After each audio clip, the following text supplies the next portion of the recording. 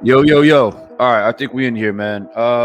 Just give me a moment to sort this camera out. My shit out here tripping, y'all.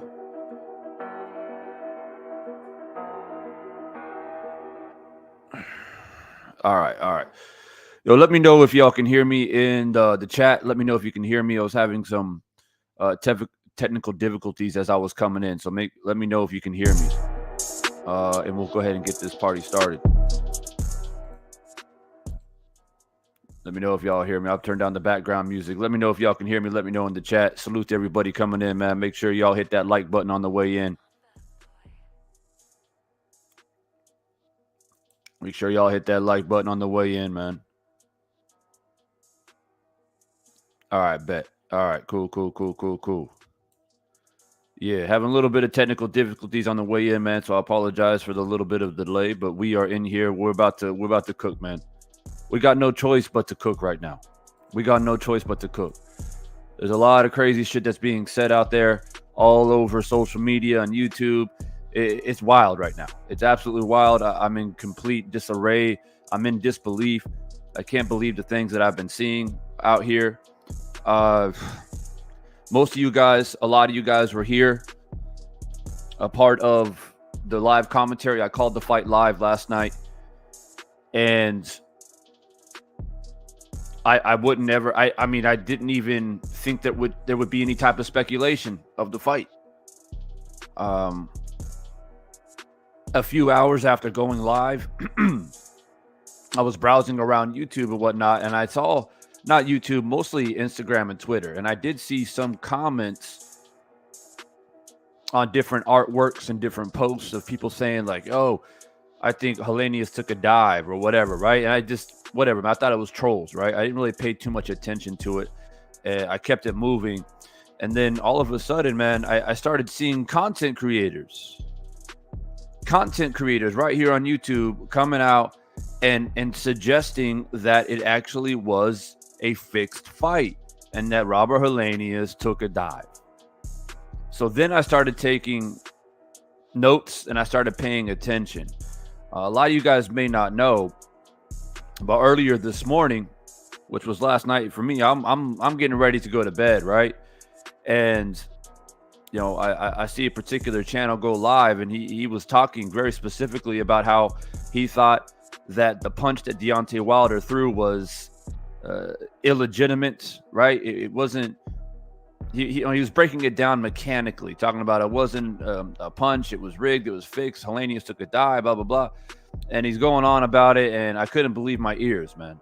I couldn't believe my ears. I was in complete shock. So, you know, he put the link into the chat. I jumped in. I gave him my thoughts.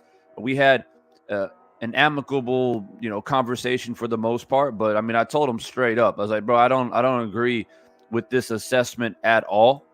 And I decided to, you know, come on here on my own show and like just break it down and actually do a quick little film study so we can all see it for ourselves. You know, we all saw the knockout. I'm sure that a lot of us have already seen, you know, the replays and whatnot. You know what I mean? So we're going to take a look at it. You guys know how I do it, man. You guys know how I do it. I don't like to just, you know, make assumptions and come out here and pass out opinions. We look at the footage. We'll break it down mechanically, scientifically, logically, objectively, whatever the case may be, to get to the bottom of it, man. Because I just can't believe it. I can't believe it. I can't believe that people are out here actually suggesting that the fight was fixed. Now, before I get into the film study, because I got the video right here, so bear with me. But one of my biggest issues, right, is, well, let me start with this first. I have been talking about the sport for a very long time. I am well aware of the corruption in boxing. I am well aware that fighters cheat, judges cheat, referees cheat. 100%. I don't deny it, right? And some of the biggest names in boxing history has played a role in cheating in one way or the other. Has fighters taken dives before? Absolutely. Don't deny it. right? But at the same time, you can't paint every scenario with the same brush. Just because Deontay Wilder is the most explosive and most powerful puncher in boxing right now doesn't mean that just because Robert Helenius is his friend, that they're going to make some deal behind the scenes for him to take a dive. Okay? And one thing that we have to hone in on, and one thing that we have to really understand, is that we're not talking about a man who is, 44 and 2 with 20 knockouts. We are talking about the most devastating heavyweight puncher, arguably of all time, but certainly of this generation, of this era, right? He's got more knockouts and he's got a higher KO ratio than what Mike Tyson did when Mike Tyson finished his career. He's already surpassed the devastating punching power of Mike Tyson. So we're not talking about some random ass, heavyweight who, has to hit somebody flush on the chin and able to knock him out. Deontay Wilder, if you go back and you look at a lot of his knockouts, he's hit people all over the place. He's hit him in the head, in the behind the ear, on the neck, on the chin, in the face, on the nose. He's hit dudes anywhere and has put them to sleep. Like, it's not otherworldly to assume that Robert Helenius, although Deontay Wilder, and we're going to look at the tape, we're going to look at it, although mechanically speaking, Deontay Wilder didn't fully extend through the punch, there wasn't a lot of leverage behind it, so it wasn't mechanically the most beautiful punch. But that's the point. It doesn't matter because it's Deontay Wilder, bro. The man's got dynamite in his hands, especially the right hands. Okay? And you guys know how I get down. There's just certain things that I just can't stand, right? Some people out here, they avoid confrontation. They avoid drama. They avoid beef, whatever. They conduct themselves on their channel on their channel only. But I don't give a fuck, bro. If you out there talking dumb shit, I'm going to call you out. And I'm going to press you. You know what I mean? I'm going to come in there. I'm going to challenge this narrative that now, hold on. So what? The fight ended early for you, and because they're friends, all of a sudden, like, oh, that fight was fixed. Robert Helenius took a dive. All right, I won't continue to give my opinion, even though everything that I have said is actually facts. Like the fact that Deontay Wilder is the most devastating heavyweight in boxing right now, and arguably one of the best of all time. That's not speculation. That's not opinion. That is fact. What also is fact is that he has landed punches against his opponents in all different areas of their body and has dropped them, put them to sleep. And one other fact that I want to point out is that it's also not a far-fetched understanding that Deontay Wilder, many times in his career, at 214, 215, even 212, has knocked out men who are 240, 250, 260. Okay? And not only do they start to pick apart the possibility, quote unquote, of the fight being fixed, but also now they start to tear down Robert Helenius. Robert Helenius wasn't shit. He was a tomato can. I was listening to Teddy Atlas, and I was like, man, this motherfucker's a hater, bro. Teddy Atlas is a straight-up Deontay Wilder hater. And I used to have a lot of respect for Teddy Atlas. I used to really value his opinion in boxing. But that dude is a straight-up Deontay Wilder hater. They say, oh, he literally made a tweet saying, oh, that's why they got Robert Helenius, so he'll get knocked out. It's like, damn. So you're basically trying to tell me that Robert Helenius took a payday, had nothing to fight for, and was just going to go in there and lay down for his buddy. when the man was coming off of a 3-fight win streak. 2 of those wins were knockouts, and this was a title eliminator. Last night was a title eliminator. It wasn't just a random heavyweight matchup. You can call it a tune-up all you want.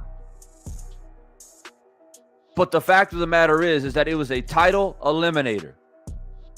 This is heavyweight boxing. We have seen lesser opponents than Robert Helenius pull upsets against fighters that they had no business beating. Buster Douglas had no business beating Mike Tyson.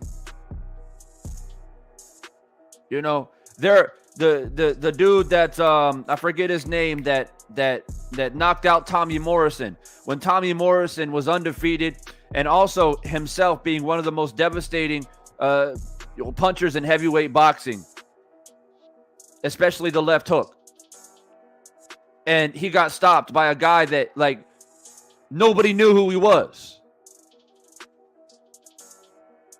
The name is slipping my mind at the moment, but his first loss, he was knocked out. Right? Like, lesser fighters than Robert Helenius with resumes that don't even add up to Robert Helenius, that were coming off of knockout losses, have pulled bigger upsets. Ray Mercer, thank you. So that's the new narrative, is that, Robert Helenius wasn't shit anyway. He was going to lose the fight anyway, so it doesn't matter. Let's just go ahead and fix it. Let's go ahead and call this shit early in the first round. Go ahead and lay down, bro. Like, I got you. You're my boy. I'm going to throw a right hand. I want you to walk into it as well. I want you to expose your face so I can fucking punch it. Like, who the fuck wants to volunteer to be punched in the face by Deontay Wilder? Somebody explain that to me, man. Somebody explain that to me. Who would volunteer to get punched in the face by Deontay Wilder? Oh, let's just see what happens. And then I asked a question on the panel that I went on. I said, man, like, that, if you're going to fix a fight against Deontay Wilder, why the fuck are you going to allow the man to punch you in the face? Why not just take a body shot and take a dive? Right? Hey, man, I want you to load up with a nice little left hook to the body. You know, I'll absorb it. I'll pretend that that's a liver shot, and I'll go down, and that'll be it. Why reach with the punch and allow Deontay Wilder to punch you in the fucking face? It doesn't make sense. But anyway, I appreciate everybody dropping in. We got to get the likes all the way up, man. I didn't plan to come live talking about this shit. I didn't open up this can of worms. But I've already made my rounds on YouTube, and Devon said, I don't give a fuck, bro. I go, like I said, you talk shit, you put a link in the chat. I practice what I preach. I put links in the chat, and I expect people to express themselves. And when people return the favor, you best believe Divine Sense is going to show up. And speaking on that, there's a link right there if anybody wants to come in. But look, now it is time. Now that everybody has filtered in, I'm going to go ahead and share the footage.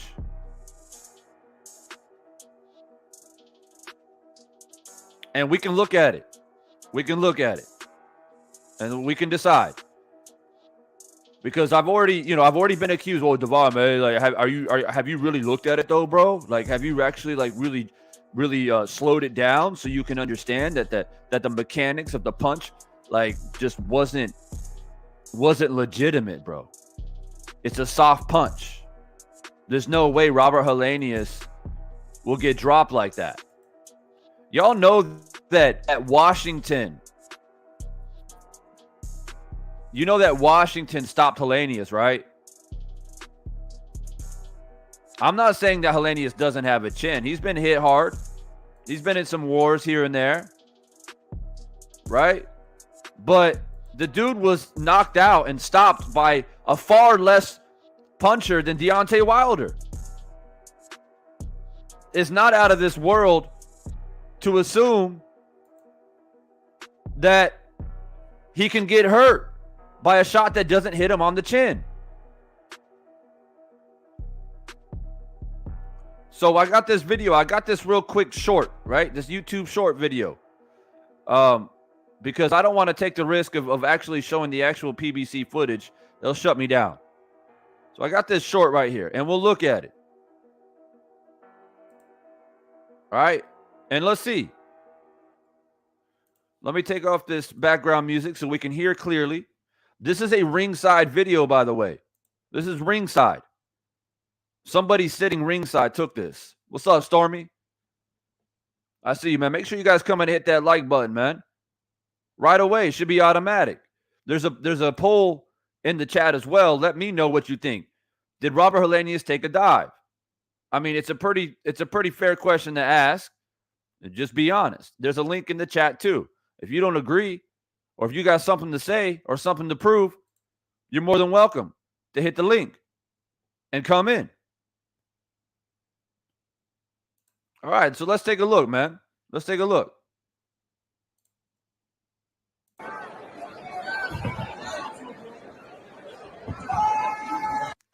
And I apologize, I can't really blow it up much bigger because it's a short, right? So they got the vertical view. Shoot jab, right hand. So let me. Oh, what the hell is this, man? Yeah. Usually. All right, here we go. Now this is one angle. Shoot jab, right hand. My bad, man. This thing is moving around like crazy. All right, here we go.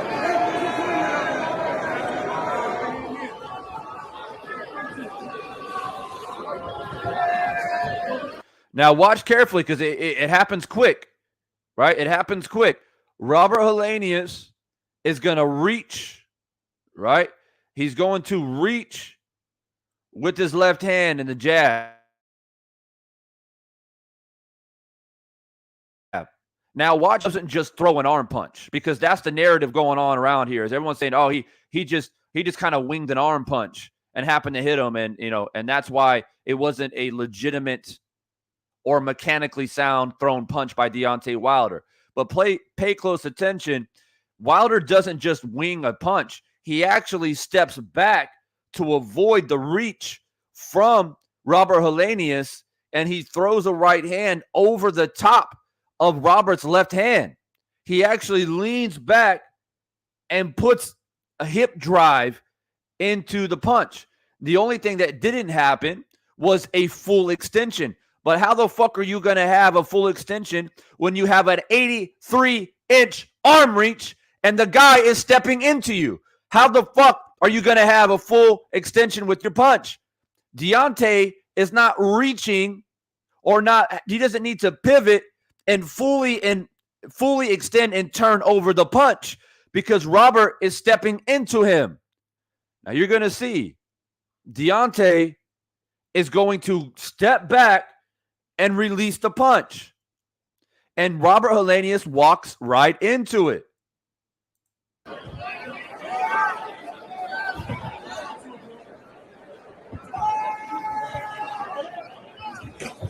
Oh! Now look at this man. Look at this man right here, man. This is another thing that you have to understand as well. If you are suggesting that Robert Helenius took a dive, the acting skill is Oscar worthy, people. And then somebody said on the panel that I was on, and he said, yo, nah, man, you don't need to act. You don't need to act. It's like WWE. You give them a script, they know what they got to do. WWE, bro, these are professional wrestlers. They do it for a living. They act for a living. This is a boxer. This is a normal man of life that you see walking down the street with his family. Right? He ain't got no acting ability. Unless he actually is acting here. And if he is, give this man an Oscar. This man eyes are rolled back into his head. His chin is up in the air, and his body is stiff as a board. Bro, like, what are we really talking about here, man?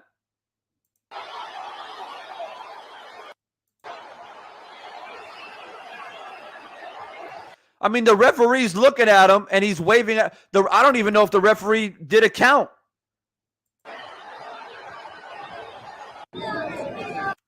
Let's watch it again.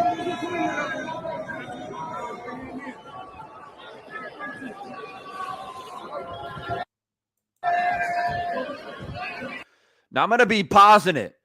I'm going to be pausing it, and I'm going to try to, like, you know, kind of slow it down myself. So it's not lag. It's me hitting the pause button because I'm trying to do it frame by frame so you guys can see how Deontay actually he shifts back and throws the punch.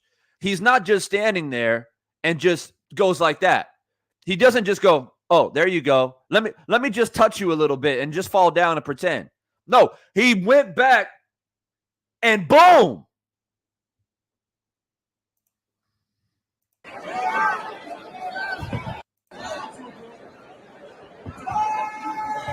Now here comes the reach. He lurks over. He throws a right hand right here, right? Now his left hand is already super low, but that's Robert Helenius. That has nothing to do with like, oh, let me drop my left hand for you. Oh, do you see the opening? Go ahead and punch me in the face. Like, who the fuck does that? This is how Robert Helenius fights. He wings punches. Go back and watch the Kaunaki fight. Right? So his left hand is down. He's trying to loop a right hand over, and Wilder has that buffer, right? He's got that left hand out there as a buffer to catch that right hand. So watch. He catches it. Now, then Helenius reaches. He reaches with the left hand. Boom! Look at how flush that is on his face. Look how flush that man's hand is. It, bro, his nose and his face has caved in. The man's face is caved in right there, bro. What the fuck are you people talking about out here, man?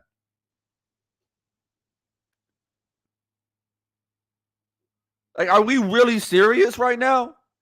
And once again, let me remind people, this is not a man that has average power. This is the most devastating puncher in boxing right now, both by the eye test and also statistically speaking. Deontay's hand is, bro, like this shit is fucking crazy, right? Look at this man's face right now. It is plunged in by Deontay Wilder's fucking glove. This shit's crazy. What the fuck are you people talking about out here? Boom! And you can hear it.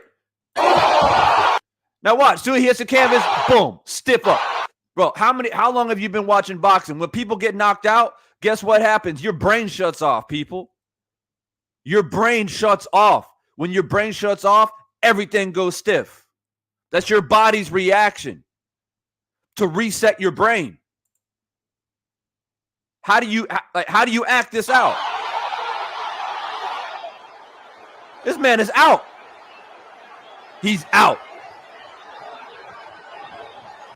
And like I said before, if you're going to fit 78, I got you. I see you, bro. 78, I got you.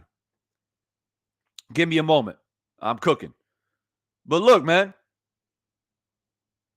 Like I said before, if you want to fix a fight, why would you, like, what's the conversation like behind the scenes? All right, man, look, man, see, you're my boy, right? I'm going to lay down for you. So you give me a little extra cheese on the top. Well, you know, you put it under the table. I got you. I'm willing to shit on my pride, my ego as a man, my whole country, everything that I have said about me wanting to be a champion, going on a 3-fight win streak. That don't mean shit. because I'm willing to take a dive for you because you're my bro, right? We're brothers. So that's the narrative. That's what people are playing.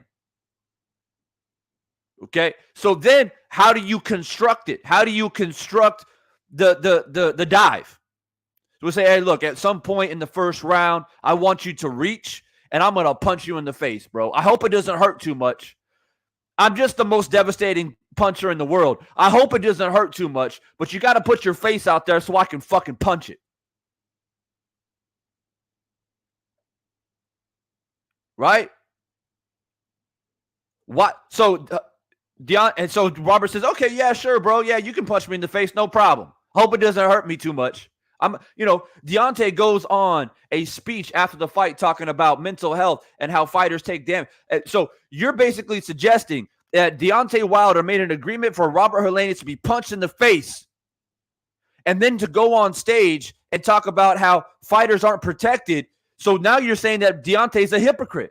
Now you are challenging him as a man and saying that he is unworthy of being genuine. You're calling him a hypocrite. You're calling him a man that speaks nothing but false ideas, a man that has no courage, a man that has no dignity, because it goes much deeper than just, I fixed the fight. Oh yeah, boxers been doing it for decades. It goes much deeper than that, bro. Sonny Liston has been known to be with the mafia and fix fights. But Sonny Liston wasn't a genuine person. Everybody knew that.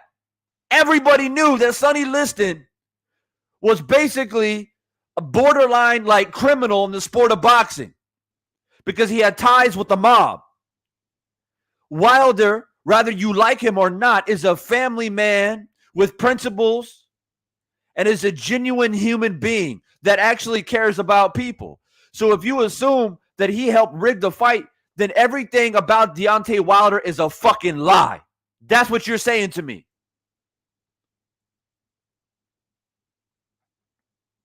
That's what you're saying to me. That everything about Deontay has been a lie. We have been fooled because it goes much deeper than just, having Robert Helenius, his buddy, take a dive for him. So I must reiterate and say it again. Why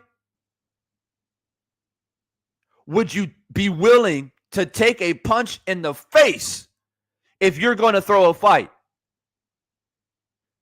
It makes zero sense to me.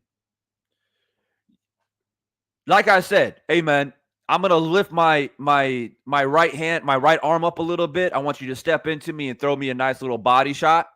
And I'll play it off like it hit my liver. Robert Helenius, he's a big boy. He's 253 pounds. He could take a nice little body shot, right?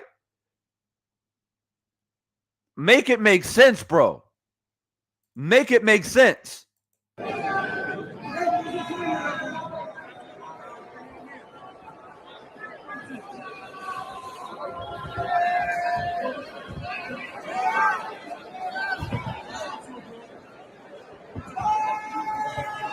I want you to listen for it. I'm not going to pause it this time. I'm not going to pause it. I'm going to play it all the way out. I want you to, number one, look at the mechanics of it. Is it the most beautiful mechanical punch thrown? No, it's not. But for the people that just came in here,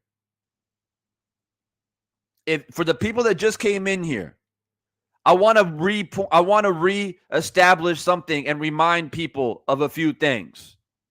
Number one, Deontay Wilder, I think we can all agree, as Deontay Wilder fans, which there's a lot of them in the building, okay, that he's not the most technically sound boxer. He's not. He doesn't need to be. His power is the most devastating in the sport right now and one of the most devastating punchers of all time. Jack Johnson, George Foreman, Mike Tyson, Sonny Liston. The list goes on. He's mentioned amongst these names in boxing history. He forever will be remembered for this. He doesn't have to have the most technically sound punching ability. Now, do I think people discredit his boxing skill? Yes.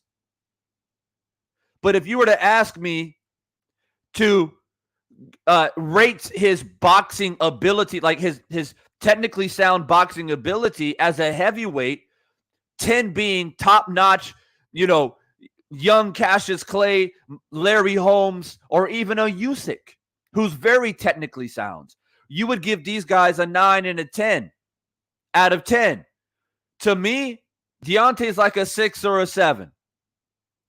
Okay? And if you want to say, I give him 5, whatever, it doesn't matter. Okay? But he is 11 out of 10 with power, people.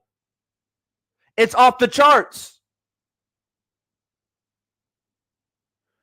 So you have to understand that he doesn't need to set his feet and pivot and land and fully extends. That's the first thing.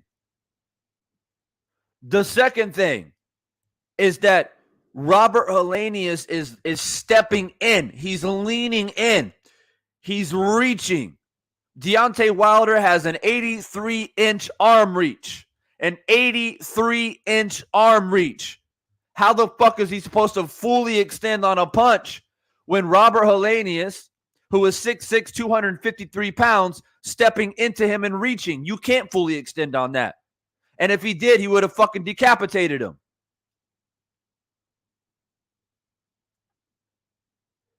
He found the space that he needed to take a little step back.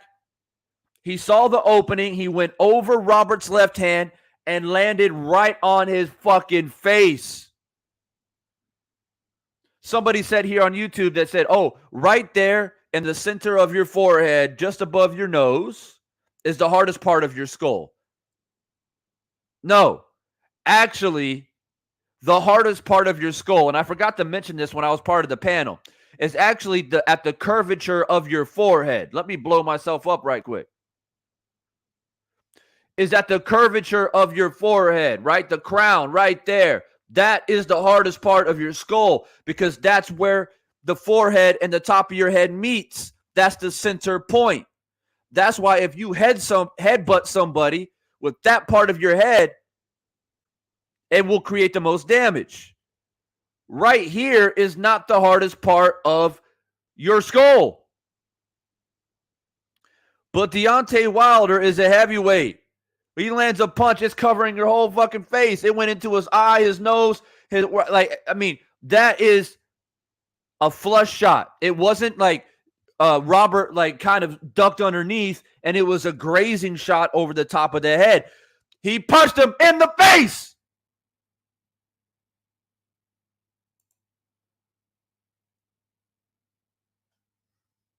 Ah, damn. You motherfuckers piss me off, bro. Y'all, I swear. Y'all piss me off so much with the dumb shit that you say out here. Take a listen. I won't pause it. Take a listen to the punch and look at the mechanics. Understand the sweet science. Stop talking about Deontay Wilder didn't fully extend into the punch. He can't. He can't fully extend. Get it through your thick fucking head. Robert Helenius is reaching and stepping into him. And Deontay Wilder has an 83-inch reach. He has like a 5-inch reach advantage over Robert Helenius anyway. Now watch carefully and pay attention because I know that people are watching and peeking through the blinds in the bushes, to quote the legendary Stormy B-Man. Hating. They want to hate. They want to believe that the fight was fixed. But I'm going to debunk you. I'm going to debunk this false narrative and this continuation of trying to dismantle a man's character and image. So listen and weep. Listen and weep, haters, and pay attention.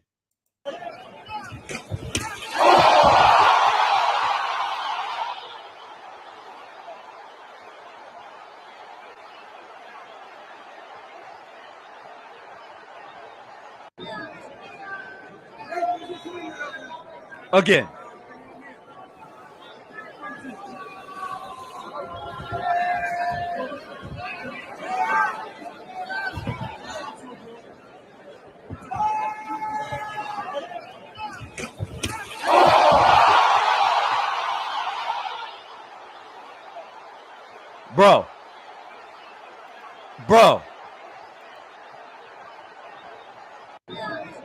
Bro, somebody please talk to me. Somebody please talk to me. There's the link right there. There's the link right there in the chat. Come and talk to me. Come and talk to me. Prove to me that I'm wrong. Prove to me that I'm reaching. Prove to me that everything that I have said is not factual and poignant and unbiased. You can hear it. This is ringside, ladies and gentlemen. This video right here is ringside.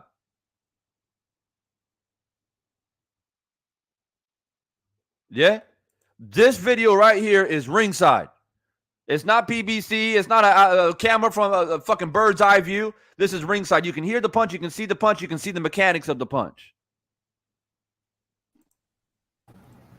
We got Big Dog and 78 coming up in here. I appreciate you guys coming in, man. 78, speak to the people, man. I'm about to lose my shit. What's happening, y'all? Yeah, man. It was, first of all, it was a beautiful night of boxing, man. But first, Wilder haters are gonna say the fight was rigged because they don't want to give Wilder credit for anything he does. It don't matter who it is. This could have been Joshua. It could have been whoever it is. They're gonna say something negative. They're gonna find a negative in it. This could have been Joshua to keep from giving Deontay Wilder credit for his victory. Robert Helenius is not a fucking bum. Robert Helenius was ranked number 1 in the WBA, so Usyk could have fought him, and nobody would have said shit. But because Deontay Wilder's fighting him, everybody ran to an excuse, a built-in excuse. Oh, shit. Oh, he's fighting a former sparring partner. Oh, blah, blah, blah, blah, blah, right? So for them to say the fight was rigged, you can't fake that sound of a fucking punch. Now, everything Deontay Wilder did is what I saw him doing in sparring in the week I was down in Tuscaloosa. Everything like clockwork. The movement. Only thing he didn't do in this fight, because he didn't have enough time, was the feinting. He worked on a lot of feinting down there in Tuscaloosa, throwing guys off and shit like that. But the game plan was to be mobile, okay? Move around, give your opponent a false sense of security, make him chase you, make him think you're backing up from him, and when he tries to trap you, you give him the Arthur Spilka treatment. You give him the Luis Ortiz first fight treatment, right? You give him the Tyson Fury third fight treatment. People keep acting like this is some new shit. Deontay Wilder is good at punching off his back foot. People keep thinking, oh, he's a puncher. He got to come forward. No, Wilder has dropped plenty of people backing up. In the first Luis Ortiz fight, he initially hurt Luis Ortiz when Ortiz was trapping him in the ropes. Ortiz got comfortable. Wilder, boom, threw that right hand, knocked Ortiz back, jumped on him, and that was the beginning of the end for Luis Ortiz. In the Tyson Fury fight, the third fight, Tyson Fury has Wilder backing up against the ropes. Wilder launches a right hand, puts Tyson Fury down. Now, for the people who say, oh, that punch wasn't this. Listen, first of all, you ain't never got hit by a fucking heavyweight boxer before. Second of all, you definitely ain't got hit by Deontay Wilder before. The man hit me in the arm playing, just playing, and numbed my arm for 60 fucking seconds. Okay? Playing. You ever hit your son or your nephew too hard, right? And he start crying? I'm a grown fucking man. Right. And I had to stop from crying. I said, nope, not gonna do it. Not gonna do it. I had to suck it up. Say, ooh, ooh. And he was just bullshit. He gave me like a quick 1-2, a playful tap. And the shit, he don't know his own power. The shit hurt like a motherfucker. And I thought to myself when he did it, I said, bro, if this man ever got mad at me and hit me for real, it's over. And he's in here fighting these sparring partners. All of them know what time it is. Gerald Washington, Junior 5, Steven Torres, all of them guys felt that power while I was down there. And they all was on their P's and Q's. You gotta be on your fucking A game. So for I knew what he was gonna do to Helenius. Robert Helenius has been knocked out by Duhaupas and Gerald Washington with what? Right hands. Yep. Robert Helenius keeps his left hand down low. He has an open guard. So I said to myself, I wonder how Robert Helenius is going to come into this fight. Because if he comes into this fight how he normally comes into this fight, this is going to be a quick night. You better do something to guard from that right hand. Helenius was too focused on his offense instead of his defense. He's too focused on, I'm going to come in here, I'm going to do what Tyson Fury did. I'm going to back him up. When he gets to the ropes, I'm going to pound on him and all that kind of shit. Bam. Yep. You ain't got the chin Tyson Fury got, homie. And you don't have the reach Tyson Fury have. You're not 6'9". You're not 300 pounds. People need to quit acting like Tyson Fury is just some common motherfucker. This is a unusual character, Tyson Fury. Okay? Yes. The only person to defeat Deontay Wilder in that ring is Tyson fucking Fury. Okay? The rest of these dudes get smoked, in my opinion. So stop acting like Wilder's some bum or he got cheat or the fights are rigged. Everybody he get in the fucking ring with, he laying them the fuck out. 43 wins, 42 knockouts. So what the fuck is everybody talking about? Yep.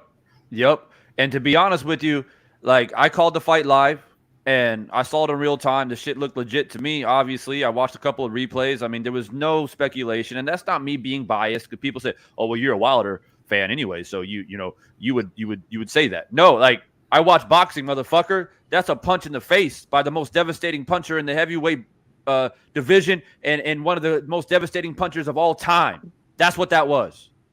And Robert stepped right into it. That's why I screenshotted this. I paused it right here.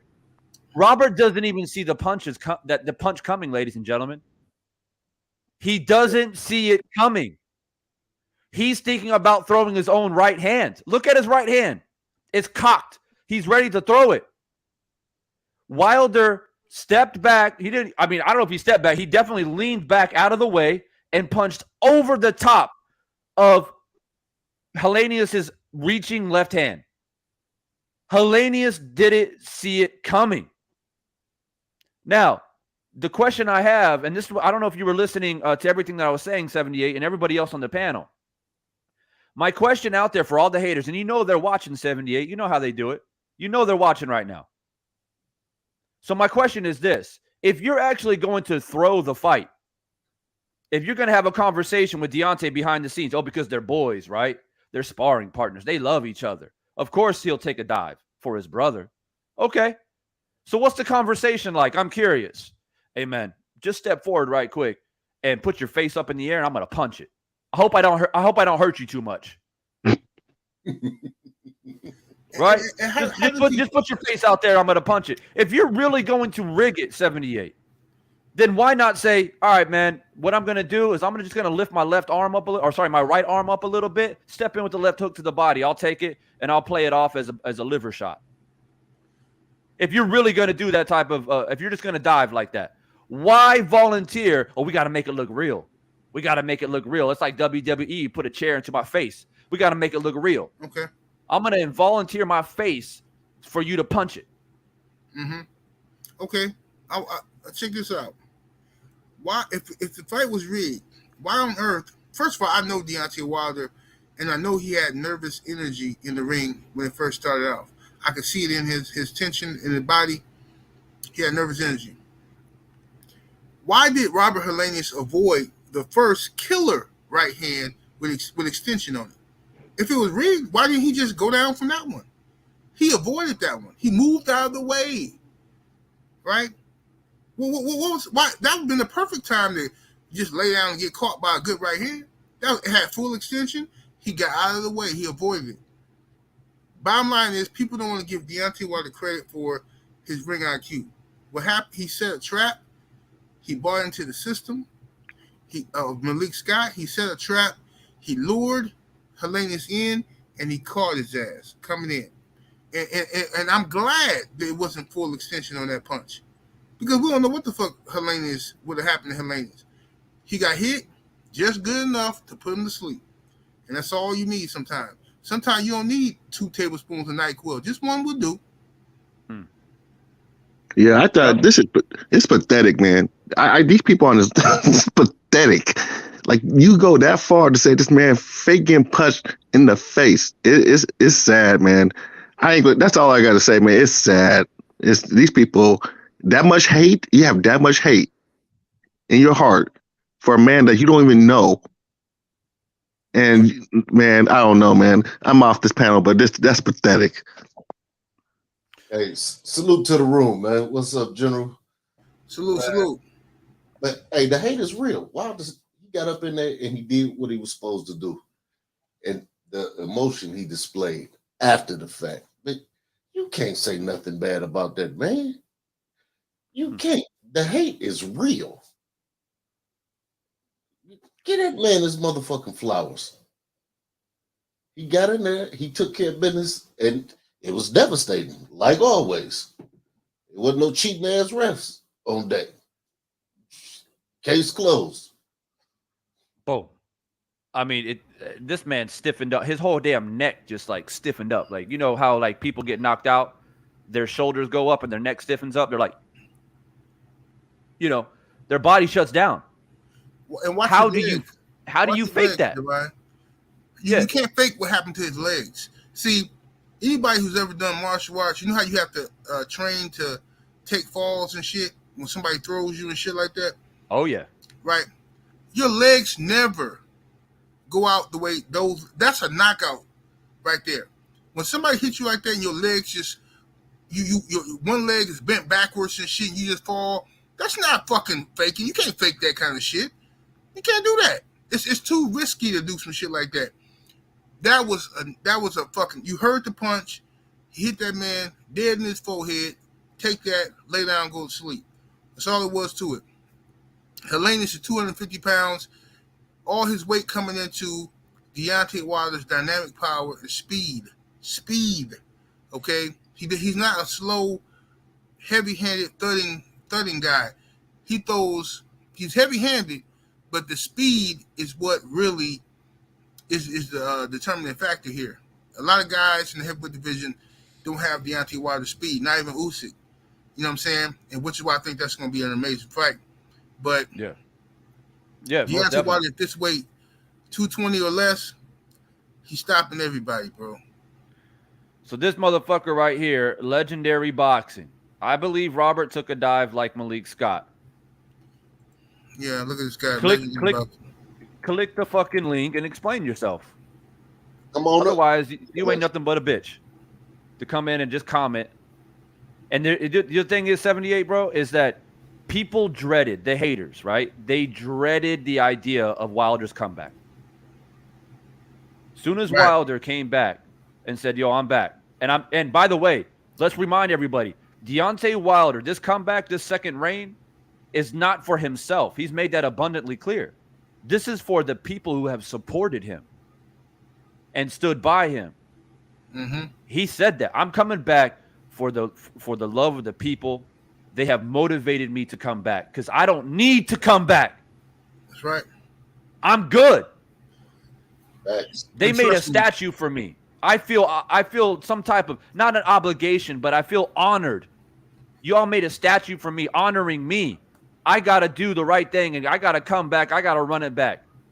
And love him or hate him, what Deontay Wilder said at the post-fight, he said, the heavyweight division is not the same without me.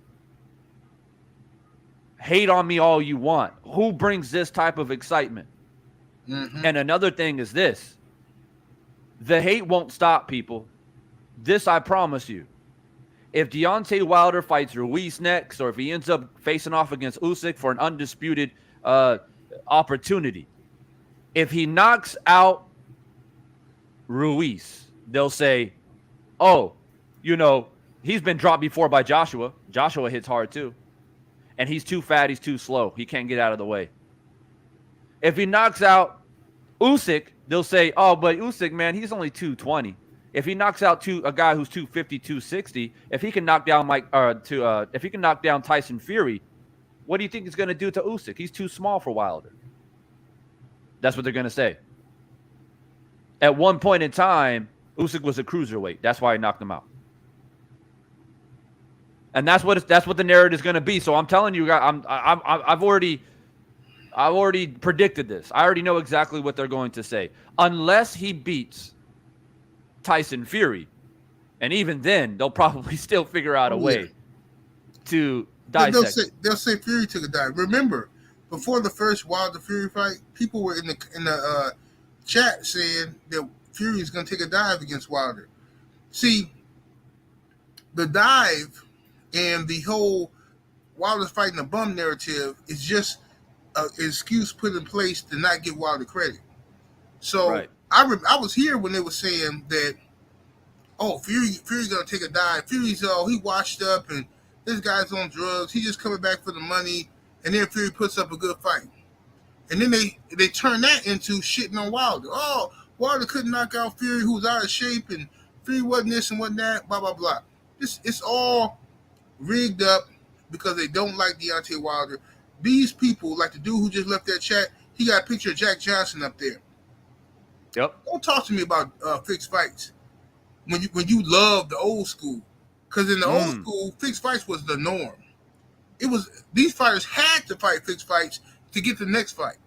I mean, that's what they had to do.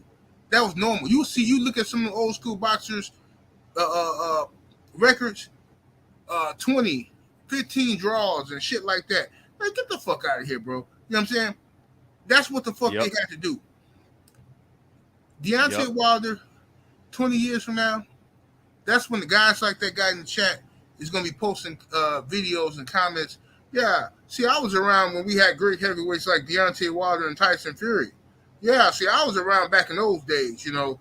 That's when boxing was really boxing. People don't want to give you your flowers while you're still here. They want to wait. You know what I'm saying? They want to wait until you crippled or fucked up for them to give you, when they give you that stupid-ass jacket to come to the Hall of Fame and you out here looking like Larry Holmes, flabby and sick. That's when they want to give you your fucking flowers and shit. Fuck that. Give me his flowers now. Mm-hmm. You know what I'm saying? Yep. Yeah, and, you know, a lot of people coming in the building late. People continue to filter in, and I continue to pose the question, just like this guy who come in here talking about, oh, I thought it was fixed. My question for you is, and the link's in the chat, man. We ain't in here trying to set you up or try to attack you.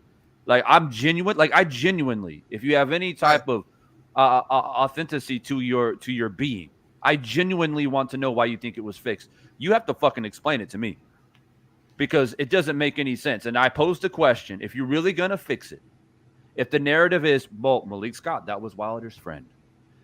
Robert Helenius, that was his friend. They're going to fix the fight to help out Deontay Wilder. Or I heard this too on YouTube. Oh, they just don't want to get hurt. They don't want to take damage, so they'll take a dive. Well, so Robert Helenius took a dive because he didn't want to get hurt, right? Well, he just got punched in the fucking face. I'm pretty sure that hurt. Rather you think that he could have got up from it or not and he was faking, I'm pretty sure it hurt. So this idea that he doesn't want to get hurt, that's false, because he hurt himself by stepping into a right hand. Right? And let's not just let's play this out. Let's take Deontay Wilder and just put him to the side for a second. Let's focus on Helenius. Why, on God's green earth, when Helenius, by the way, coming off a 3-fight win streak, 2 of those wins, by the way, came by knockout. This was a title eliminator last night. A title eliminator. This man has been trying so desperately to get a title shot. Right? And it's not like he hasn't fought A-class fighters, but he's fought some notable names on his resume. Okay? He's had to work it the hard way. He's over there in Europe. He's got to fight all those European dudes. He's got to go through all of them. Right? So this was a title eliminator. So if you say to me that Robert Helenius is willing to not only get punched in the face voluntarily and dive and fake all of that shit, then you are attacking this man's integrity. You're saying that all that hard work that he's done doesn't mean shit. Everything he said, he was willing to just throw it away. He's shitting on all of Scandinavia. All of Scandinavia, Finland, Sweden, Norway, Denmark, all of that shit, because they're all one. They all consider themselves Scandinavian. So he took a shit on all of them, right? No pride, no dignity, no courage. So you're willing to attack a man like that? But like you said, 78, go in there and get punched in the face by Deontay Wilder. Say, hey, Deontay, man, don't fully extend, because, people are breaking it down mechanically. Oh, Wilder, he didn't fully extend on that punch. That wasn't mechanically correct. It's just fucking crazy, man. Right? Okay. So go to Deontay and say, hey, man, just wing a punch right quick and hit me right here in the head. I want to see how it feels. And until you do that, you ain't got shit to say. You ain't got nothing to say. And then you know what they say, 78? Oh, well, but I'm not a professional boxer. I'm just a school teacher. Right. I don't have to take a punch. I don't have to take a punch. Yeah, you a hot dog maker. Go give me some extra onions on my hot dog and shut the fuck up. Don't talk about fucking how somebody can take a punch and how hard somebody punches if you ain't never felt it, and you obviously don't know shit about boxing, or you do know about boxing, you're just a fucking hater. Period. Because, like I said, if the fight was rigged, why would Robert Helenius do everything in his power to avoid the first powerful right hand that Wilder threw? He got the fuck out of the way. He loaded, and Wilder loaded up too. He loaded up on that right hand. This is the one he didn't see coming. Right. Hey, we got another one in the building, man. What's this? AZ King. Oh, lady, click the link. State your speech. This isn't. Hey, I give everybody an equal opportunity. But this is why I know 78 and Detroit. This is why I know that, like, this is literally the definition of a hater. Definitely. Because if you're not willing to speak your mind on something, it doesn't matter what sport it is. 78, he's a Bucks fan, right? I'm from the Grand Canyon State, right? I'm a Suns fan. They just went to the finals. I'm sure me and 78 can go back and forth and talk all day about this, that, and whatever, and have disagreements. But guess what? We're men. That's what men do. Right? We have a conversation and say, hey, man, I think they were doing, CP3 a little bit dirty. He was a bit banged up. And you'd be like, nah, fuck that. Giannis just took over the series, bro. He's too much. We go back and forth because that's what men do. This is what women do, man. Coming in here, they have no reasoning behind their emotion. Like, literally no reason. They're just upset. Man, I'm upset. Say women. I wouldn't even say that's what women do. I would say that's what bitches do. That's bitches fair. do shit like that. Bitches fair. come out and have no reasoning or understanding. They feel like they don't need to explain themselves. Well, that's just how I feel. That's just fuck how you feel. Who cares how you feel? You don't have a reason. You can't, like Anthony Durrell. I don't like Caleb Plant. Why? I just don't like him. Well, that's why you got knocked the fuck out. You just can't explain yourself. You're just a hater. That's a pure definition of a fucking hater. Tyrese Andrews, what's good, man? What's on your mind? No. Hey, I am a Deontay. Can you hear me? Yeah, I hear you. Okay, so I think the punch was real, but it's definitely something funny about how it all went down. And here's what I mean.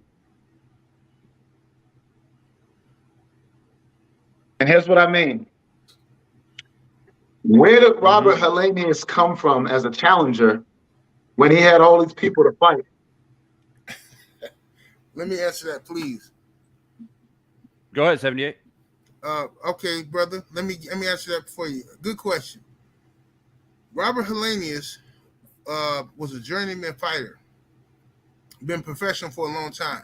However, there was a guy who was an undefeated fighter on the PBC who they were trying to build to one day fight Deontay Wilder by the name of what's the boy name? Little short dude, Polish guy. Who knocked out? I know who Kalinacki. Adam Kornacki, Polish guy, who's an undefeated fighter. All right, from New York. Yep. All right. Now, Robert Helenius knocked him out. They didn't believe it was real, so they ordered a rematch. Robert Helenius stops him again. And by stopping him again, Robert Helenius became the WBA #1 contender for Alexander Usyk. Okay? So, when Deontay Wilder is coming back to fight, instead of fighting Kownacki, he has the option to fight Andy Ruiz Jr. He has the option, or not Andy Ruiz, I'm sorry, because Andy Ruiz was set to fight King Kong. He had an option to fight Robert Helenius that was on the table. So Helenius was ranked number 1 by the WBA for Alexander Usyk. If Wilder beats Helenius, he becomes basically Usyk's mandatory. You understand what I'm saying now? That's where Helenius came from. He got 2 knockout victories over Kownacki. I hear exactly what you're saying. He picked his friend that's been in his backyard practically. He's been at his house for 2 years, since 2019. There was a lot of different competitors to fight. It's almost like right after the fight, they're in his hotel room hugging, and maybe he wanted to bless him. You know, maybe he wanted to bless him so he can help his family or something like that. No. But I never seen he threw 3 punches in the fight total. Right. But it doesn't matter. Some people can kill a person with 1 shot from 100 yards away. What does that have to do with anything? Some people need an AK-47 with 30 clips, 30 bullets to hit somebody and kill them. What does that have to do with anything? They split the money. The fact that he knows Kownacki has nothing to do with the actual facts that Kownacki was already ranked. Deontay Wilder coming off of 2 losses. Kownacki's coming off of 2 wins. This had nothing to do with each other. They had nothing to do with each other. He came back and fought a guy who's coming off of 2 knockout victories. Right? You didn't even know who Helenius, I should say. You didn't even know who Kownacki was. Helenius just beat Kownacki twice. At the end of the fight, watch this footage in the hotel room. Helenius says to him, he says, sorry I couldn't put up a better showing. And Deontay Wilder says, you did good, you did good. Right. Watch the footage. It's out there. I didn't make this stuff up. So what? And listen, I'm a Deontay Wilder fan, so I'm not hating at all. Bro, listen to what you're saying. You're saying Helenius told Wilder, sorry I couldn't put up a better fight. And then Wilder says, that's all right, you did good. So now, you ever play football? No, he said, no, he didn't say a better fight. He said a better showing. He said, sorry I couldn't put up a better showing. Okay, so you're because he got knocked out, bro. He got knocked out. You interpreting that to mean that he was talking about rigging it, and he's too stupid to realize it's a camera recording it. He's dumb. Now this guy is involved in a conspiracy, but it's a camera in front of him, and he's gonna say something that's gonna be proof that he rigged the fight. Is that what you're telling me, bro? Think about what you're saying. He gonna leave it out there for you to come on here and say it's on camera. We got him. That's the nail in the coffin. No. All right. 70. Take the emotions and take the feelings out of it, and let's just use our minds for a second. Let's use our minds for a second. I'm a Deontay Wilder fan. Believe me, I'm not hating on this man. I follow him, but this does look funny. Believe me, I'm not suspicious about it. Well, bro, let me ask you a question, bro. Because you said take the emotions out of it. And I don't mean no disrespect to you at all. I promise you I don't. Okay? But I got to ask you a question. When Divine Sense put the link in the chat, right? You knew you was coming on this show with us men, correct? You knew that, right? And you had an option when you came on StreamYard to have your camera on or off. You also had an option to put a shirt on, but you didn't. You decided it's better to come on this show with no shirt on with these men. That's a choice you made, right? Why did you make that choice, brother? Well, first of all, I made the choice because it was in the moment. I said, let me go in there right now and say something. Who's thinking about putting a shirt on right now? I'm thinking about what you guys are talking about. And the fact is, I didn't realize I didn't have a shirt on until you said something just now. Okay, I was asking because somebody just texted me about it and said, why the homie don't have a shirt on? That's why I asked you about it. Okay. This is boxing. We don't wear shirts in boxing. No, fighters don't. But we're not fighters. We're just commentators. We're not fighting? No, we're fans. That's what I am. Unless you're a fighter. You a fighter, brother? Are you? Are you a fighter, brother? Yes, I'm a trainer. Okay. I'm a trainer. Yeah. Okay. Drew, I'm a trainer. I train fighters. Okay. Well, I don't understand your whole situation you broke down with the whole. It looks sketchy. I'm telling you right now. I know Deontay Wilder. Wasn't nothing sketchy about that. Okay, so Divine made a lot of sense about the punch is real. So I get it. And the punch is real. I agree with that. All right. So what's your issue? I don't understand what you're saying. What's your issue? What's your issue? I mean, we broke it down mechanically. We broke it down saying that. And you did a good job on that. Of course I do. That's what I do, man. Setup. All I'm saying is, and I could be wrong, and I hope I am wrong, but the fact is, the whole scene, it just seems kind of weird, kind of fishy. I've never seen anything like this in boxing. Bro, if I fuck Beyonce tomorrow, it's gonna be fishy. People gonna say, "Oh man, how he do that, man? I mean, what the fuck, man? He must have paid her. Oh, Jay-Z must have been cheating. Oh, well, all kind of shit that ain't none of our fucking business." The reality of the matter is, I busted nut in Beyonce. And all I know is Deontay Wilder knocked Helenius the fuck out. The rest of this shit is for the birds. The rest of this shit is like Inspector Gadget ass shit to me. Yo, you see where I paused it, bro? Take a look at my screen. See where I paused it right now. Helenius has got his hands down. He's getting ready to load up with the right hand of his own. He's got his right hand cocked. He's stepping forward. He doesn't see the punch, bro. And you say you know boxing, right? So I'll take your word for it. If you know boxing, you know that the punch that hurts you the most is the punch that you don't see. Exactly. And he ain't seeing this shit coming, bro. And guess what? Deontay Wilder punched him right in the fucking face. That man got knocked out, bro. And this idea... This is not shit that we haven't seen before, Demine. We've seen Deontay Wilder in the same position against Arthur Spilka do that. We've seen him against Luis Ortiz in the first fight do that. We've seen him against Tyson Fury in the third fight do that. Right? The only difference is Helenius went out with one punch. Helenius has also went out against Gerald Washington. He went out against Duopar. Right? You see, everybody brainwashed off this Tyson Fury shit. You see Tyson Fury get up from these punches and you forget that this man, Deontay Wilder, knocks everybody the fuck out. So now it's like, oh, I can't believe this. Oh, it can't be that real. Yes, it's that real. It's that real. The power is that real, homie.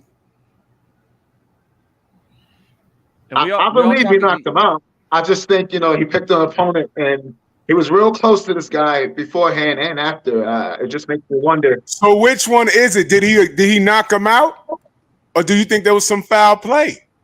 What is it? When I first came on, I said the punch was real. He knocked him out. Okay, so what part is he knocked him foul out? Play? Are you accusing him of a cherry pick? Was it a cherry pick? Two things can be true. Huh?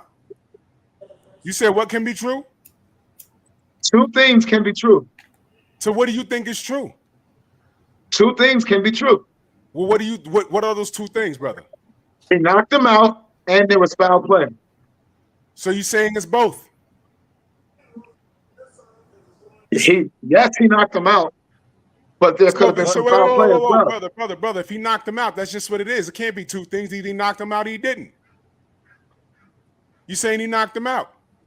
So that's what it is. You saying the punch was real, he knocked him out. You see him there looking at the sky. So he's sleeping. Oh yeah, he knocked him out. So that's what happened. So that's what happened. He could have hit him off for some. He could have hit him off for some money on the side or something like that. Let me ask you a question. Let me ask you a question, my brother. Let me ask you a question. Hold on, bro. Think about what you're just saying, brother. I'm sorry, Jesus Christ. Brother. You think about what you're saying. You got the evidence, the actual facts in front of you, but your mind is going somewhere into the conspiracy realm. Like you're talking about he could have gave this guy some money on the side. Sure, he could have. Divine could have gave you money to come on here and play devil's advocate. Did you take money to come on here, brother? Did you come on here to play devil's advocate or no? I don't believe you. You're a liar. Actually, I'm going to give Divine money. I think you came on here just to talk shit. You see how crazy I sound now? That's how you sound to me, brother.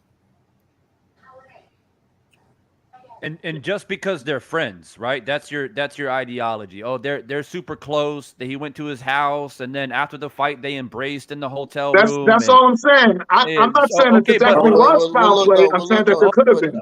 That don't make sense though, because I know for a fact when he knocked out Luis Ortiz, and it's on my phone, me standing right there.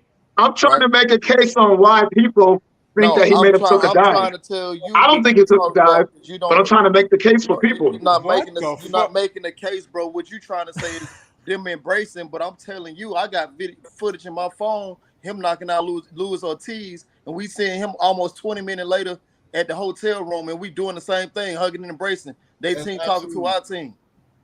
So that don't just because you embracing, bro. What you mean? What you getting at? Because what I know is them both of them motherfuckers work hard and count. Hey man, I'm just again. I don't believe that he took a dive, but I see how people can think that. Well, fuck what people think though, bro. It's about what you think. Somebody he said, "Come on and try to and give him some." Make the case. I'm making the case right there. So he being devil's advocate, Tay. He just being devil. He don't even believe that shit. He's just talking crazy. Because Wilder got some compassion in him. This shit. Let me ask you a question, bro. Would you take that punch right there for $1 million? Oh hell no. Fuck okay. That. All right, thank you. Because everybody that says that would not take. I would not take that money. I would not take $2 million to get punched like that and end up looking like that. Because it'll be my luck. I'll die. Right. I take it for $100 million a year for my family. Because that's different. Yeah, I'm dead in the motherfucker after that one. And I'm Drew, not taking that punch. I'm not knowingly going in there taking that punch. Hey, knowing that I can. I'm trying to make the case. Maybe it wasn't a good case, but I'm trying to look out for my people. Hey, bro, I was there live. All right, I was a ways back, but I still had great seats. I heard the impact. He did not. They did not plan that. Shit, I was right there. He was laying there. He laid there for a minute. Hey, man, they could have planned it. Man, ain't nobody playing shit. He ain't even. Nah, Deontay Wilder's the real stuff. Bro, you're all over the place, man. It's like, man, Divine, I can't. He just came on here to talk some shit. He don't believe that shit. So I came on here to make the case. I don't believe in it, but I mean, there is no case. The only case that you would have is like Drew said. Either he was knocked out or he wasn't. If he was knocked out, there is no case, bro. He was knocked out. Now, if you want to play the narrative that a lot of people are doing on YouTube, and I agree with you, there are people right now, content creators, who are out there saying right now the shit was rigged. But if you play that card, bro, number one, you are taking a shit as a boxing fan on the integrity of not only Deontay Wilder, but Helenius himself. Right? Like, this man had nothing to fight for, so he's going to volunteer his skull to be bashed in by the most devastating puncher in the sport. That don't make no fucking sense, bro. So that's why I ask people, if you really going to throw a fight, if I am going to fight Deontay, and Deontay says, hey, man, I need to put on a show. I've been gone for 1 year. Can you just go down for me real quick so we don't have to beat each other up and we can make this quick? I said, oh, for $1 million, I'll let you punch me in the ribs, because if you break my ribs, that shit will heal. So why set up this idea that, oh, I'm going to let you punch me in the face so it looks real? Like a body shot won't be good enough. Do you understand how crazy that sounds? It sounds insane. Right. Insane. You know what I mean? Like, the man is willing to die for what? A little money under the table? Like, damn, y'all thinking Helenius it gets down like that? And let me ask you something, brother.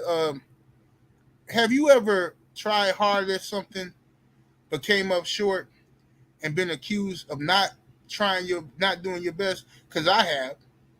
See what I'm saying? I got a family, you know what I'm saying? And before I had my own businesses, I should be out here working, busting my motherfucking ass, kissing the ass, doing whatever the fuck I could do to keep my fucking job. And the motherfuckers kept firing me, kept laying me off. I kept self-reflecting, like, what am I doing wrong? What am I? Okay, I'm just gonna have to cut some jigs then. Fuck it. I go up in the job, I cut jigs, still didn't work. They fired me, right? And you know what happened? Motherfucker tell me, man, he just ain't trying hard enough. That shit pissed me off to no end. Who the fuck are you to tell me? You know what the fuck I have to do to come up in here and try to keep this job? I'm doing shit that ain't even in my job description.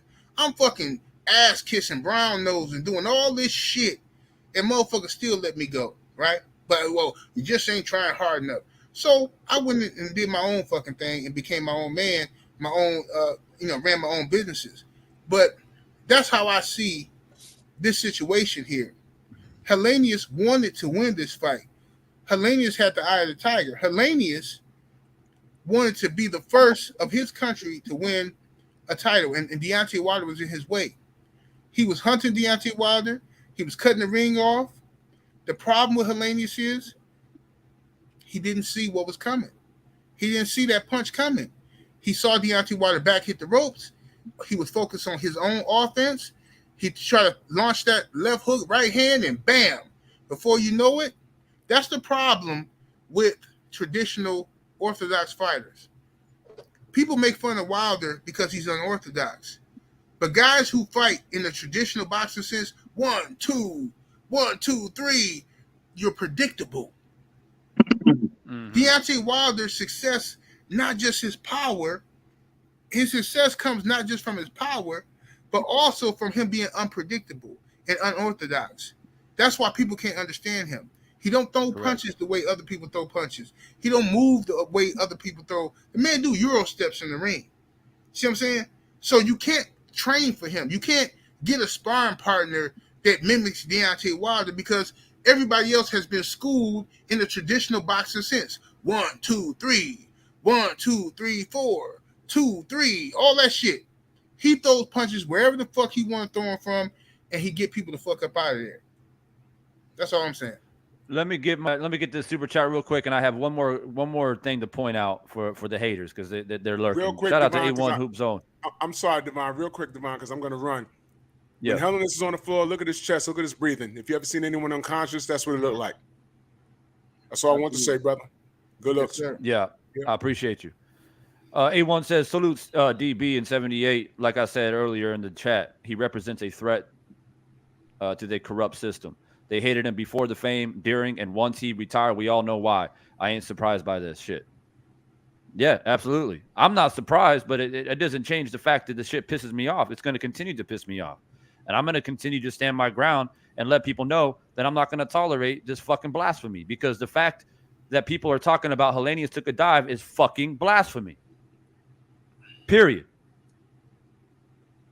The dude leave, he left, right? Yeah, I think he out of here. Hell yeah. I mean, he got educated. Rather, he came in here to stir shit up, or maybe he just thought he knew something and then he got educated. Nonetheless, who the fuck we got back? We got who's this dude? Rah. What's up, man? Rah, do you hear me? Probably a troll, man. All right, well, could I say them trolls take a long time to answer, like them Indian scammers and shit. They like he's like processing. He's processing what he's trying to come in here and say some bullshit. Look, Rah, I didn't hear you, bro. I took you off. You're backstage again. You can go into the private if you have something to say. You can go into the private chat. He said, "Oh, I'm lagging." Well, I don't know, man. But look, it's mind blowing, and unfortunately, 78. Like for people like you and I who've been around for a very, very long time, we have seen this type of shit before. It used to happen about Mayweather all the time, right? When they come out here and they would say, I remember them saying, "Oh, I don't understand why Floyd wants Manny Pacquiao to take a random and blood and urine testing." And when Manny says he's afraid of needles, that's fair. But what's the whole thing about injections? Because Mayweather puts injections in for his hands because he has hand problems. Right. So it's a constant like cycle where they don't want to give particular particular fighters, black fighters, okay, their credit. That's all that is. And you know what the funny thing is? 78, it's like a lot of people get accused, and I know you get accused for it all the time because I've been around long enough to see people talk all kinds of crazy shit about you. As they say, oh, 78, he pro-black. He don't like anything that's not black. And he's always hating on the Mexican fighters and the white fighters and the Asian fighters and whatever, right? They have accused you of that for years. But as soon as you get an anomaly, because in my opinion, Caleb Plant is an anomaly. The dude is straight up skilled, right? And as soon as he pulls off a phenomenal performance, nobody predicted Caleb Plant to knock out Darrell. Everyone say, oh, maybe he'll win by decision. Maybe he put on a boxing clinic. But nobody thought he was going to knock him out. And not just knock him out, but knock him out like that with the left hook. Devastating right? Right? So soon as 78 and others who have been accused of being racist comes out and gives Plant credit and says, oh, man, Plant, man, shit, that dude got skill. It don't matter about color or race. The fact of the matter, the man's skilled. And as soon as and then what? It's crickets, right? Nobody comes in and says, hey, man, you know what, man? I was wrong about you, man. I thought you were racist, but I guess you're not. Hey, Devon. Now, they're going to ignore the fact when you give other men or other women credit, to, no matter what their race is, they never give you credit. Hey, Devon. Yeah. I gotta correct you 1 second. Now, okay. I was the only one to say Caleb Plant late TKO. A lot of people laughed at that. You did. A lot of people laughed. A lot of people laughed. Yeah, they be knowing. He be knowing. Yeah, Devon, you're absolutely correct. I mean, they've been doing that to me for years. I don't care. I fuck with them now. I do certain shit on purpose just to piss them off. I don't give a fuck what they think. Sydney the racist. Fuck you. I don't give a fuck what you. I know you racist, so you coming over here telling me I'm racist because I'm supporting the fighter, or being proud to be black is somehow racist or threatening to you. I don't give a fuck. It's not my job to make you comfortable, bitch. I don't give a fuck. I'm gonna support my fucking people. I don't give a fuck. Everybody else support their fucking people. Now, me supporting my people doesn't mean that I'm anti somebody else. I'm not anti no fucking somebody else. I'm gonna support my fucking people. So why is that a threat to you? Why is it a threat every time you see me happy? Every time you see Deontay Wilder smile, it's a threat to you. Every time you see us happy that Earl Spence won the fight or whatever the fuck, oh, here you go, mad. You know what I'm saying? Motherfuckers try to say I hate Mexican fighters, but when I was the only person on fucking YouTube praising Chavez Jr., when everybody else said he was a fucking bum, and I'm rooting for this dude because his daddy, his so-called daddy, I don't know if that's his real daddy, his so-called daddy, when I'm praising Chavez Jr., everybody was laughing. Chavez Jr. a bum, he a bum. But then as soon as I shit on Canelo, oh, yeah, you a racist. Man, fuck, I don't care about these people, what they think or how they feel. Fuck them. 2 times. And I just wanted to point that out because that is something that is reality, is that, I come on here every time I go live or make a video, I try my best, like I always have, just to talk about the sport of boxing. As a fan, give my analysis, give my opinion. I don't like try to get involved with race because it don't matter, man. It's at the end of the day, black fighters dominate the sport of boxing. I mean, if you don't recognize that, then you're just a fucking idiot and also more than likely a racist. And you don't want to accept that reality. Now, does that mean that it makes them better or superior or however you want to break it down? No, it just means that they're athletically gifted. They have certain tangibles, and it's just the reality of the situation. But we sit up here and we give credit where credit is due nonetheless. And, it's like people just want to be fans. The funny thing is people want to be fans of Tyson Fury just because he's a white dude that's not American too, by the way. That we have to add that in there because there's always this UK and the US beef. I'm not saying all the dudes from the UK are like that, but it's very prominent. It happens on my channel all the time. So they're literally they're a fan of him because, they relate to Tyson Fury because they're like him. And so that's what it is. But look, I got this dude in here. He's saying that did he say Wilder took a, what did he say in the chat here? He said Wilder took a dive. Wilder didn't go. What are you talking about? Wilder didn't go down. So I already know you full of shit. So bye. These motherfuckers, they come up with all kind of narratives, man. You can't make this shit up. Shit crazy. But look, man, I appreciate you dropping in 78. It was good to catch you because I know you're always on the move doing your thing.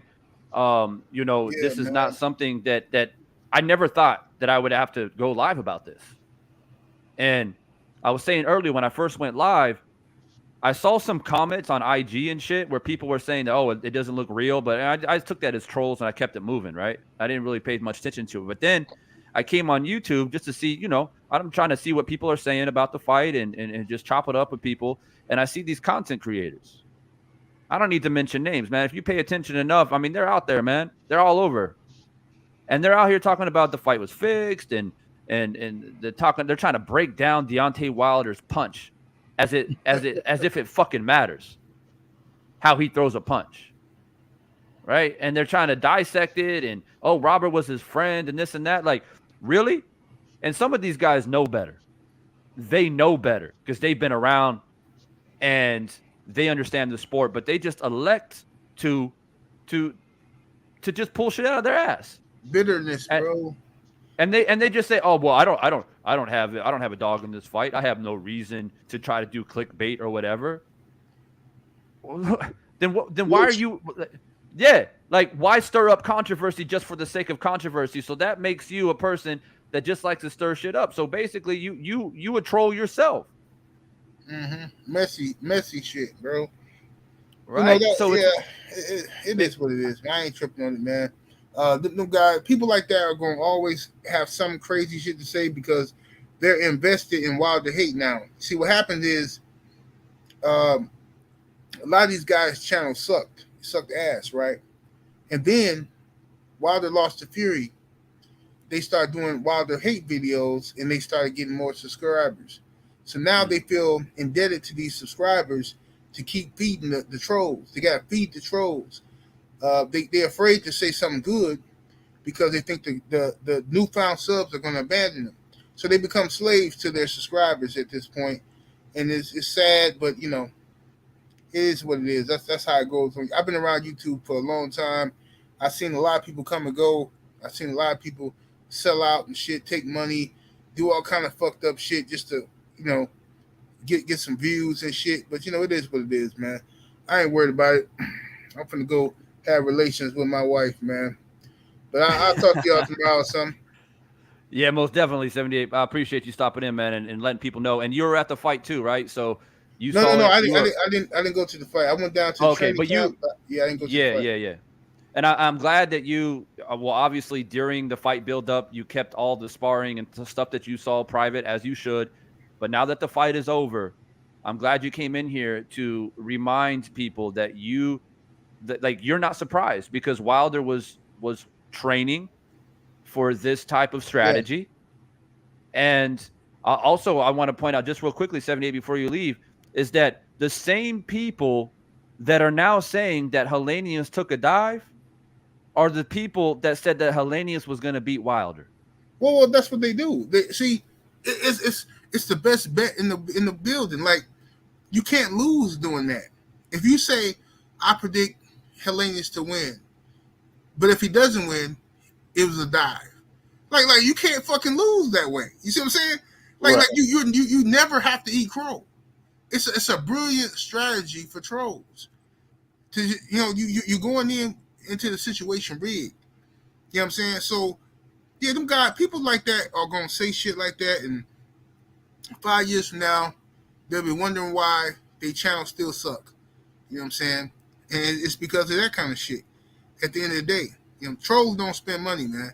They really don't. Trolls will come around, they leave you a bunch of comments. They might even sub to your channel, but trolls ain't gonna spend no money. You know what I'm saying? So you just asked out. But at the end of the day, thank you for having me on here, Divine. Salute to the panel. You know what I'm saying? And I seen Deontay Wilder working on everything he did here in the ring. I saw him working on that in sparring. I was so nervous watching this fight because I knew. I said, man, I was just so fucked. My heart was just racing. I was almost to the point where I was going to pass out or throw up. You know what I'm saying? I was so fucking nervous because I love him so much. I want him to win. I want him to be successful. His whole team, genuinely good fucking people who love people, man. Genuinely good people. I'm not just saying, I mean genuine good people.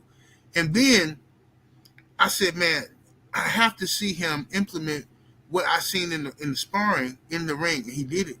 He did it, man. Exactly to a T. It was perfect. So, you know, if this is a rigged fight, it's no need to practice that shit with sparring partners. If it's rigged, if Helenius already got a script, there's no reason to have Gerald Washington and Junior Fa in on the scam. Well, what are you practicing every day for? What are you getting up early in the morning running and doing all this shit for? What are you cutting weight for? What are you doing all this shit for if it's a rigged fight? Right. People are fucking stupid, bro. And Helenius was caught off guard too. I want to remind people of this too, because when they sparred, Wilder was a lot heavier. He was like 240 pounds going into the Fury third fight. Right. And so there's no way that you can prepare for a 214-pound Deontay Wilder. Exactly. Who's going to be faster, quicker, and not just punching power, but speed and velocity behind a punch. And that's the thing, right? Divine. Helenius never seen this Wilder before. Exactly. Helenius was there sparring Deontay Wilder for Tyson Fury, where Deontay Wilder was basically a stationary fighter throwing his right hand. Helenius was not used to or not prepared for a guy who's going to be circling the ring. So he saw this shit. He like, what the fuck? Oh, he's afraid of me. He's afraid. He's backing up. He's backing up. Let me go forward. Bam. Good night. See you later. Hey, but one thing, let me get this in. For the motherfucking haters, man, we done seen this show 40 fucking times already. This is not nothing new.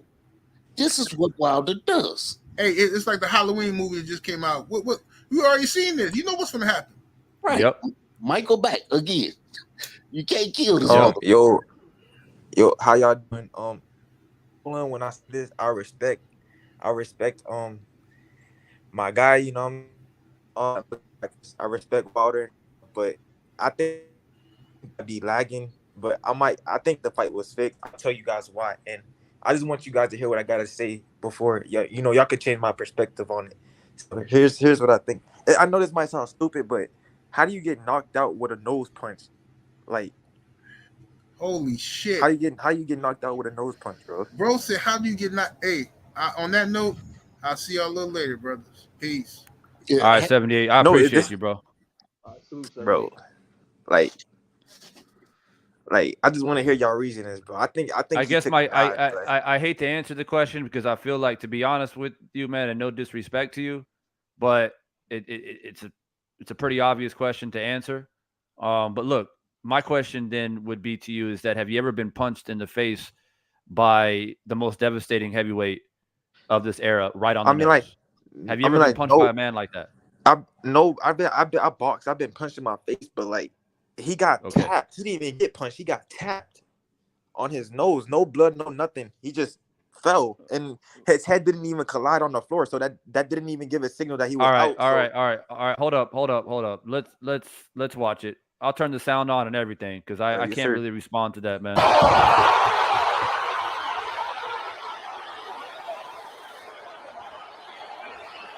Hey, Divine, can you put it in slow motion for him? Yeah, you can put it in slow motion. I'm going to put it in real time first, then I'll run it back in slow motion. I got you.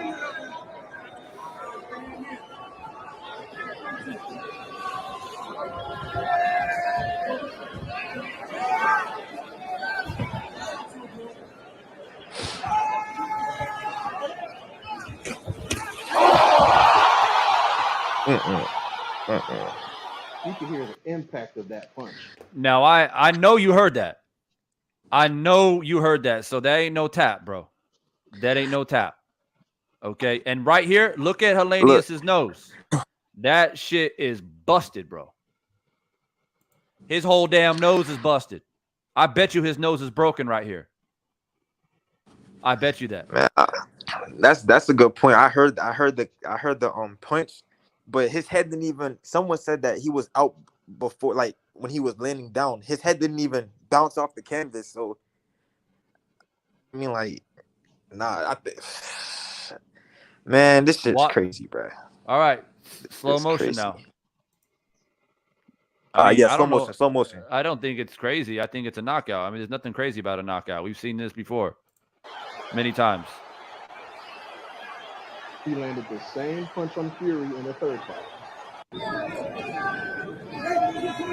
I'll slow it down right at the punch. I bet.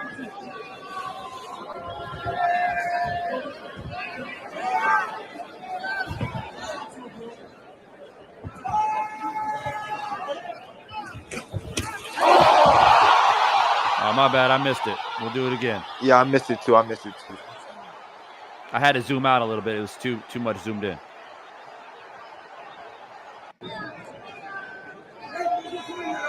Someone said I didn't see the fight. I seen the fight. Seen the fight. All right.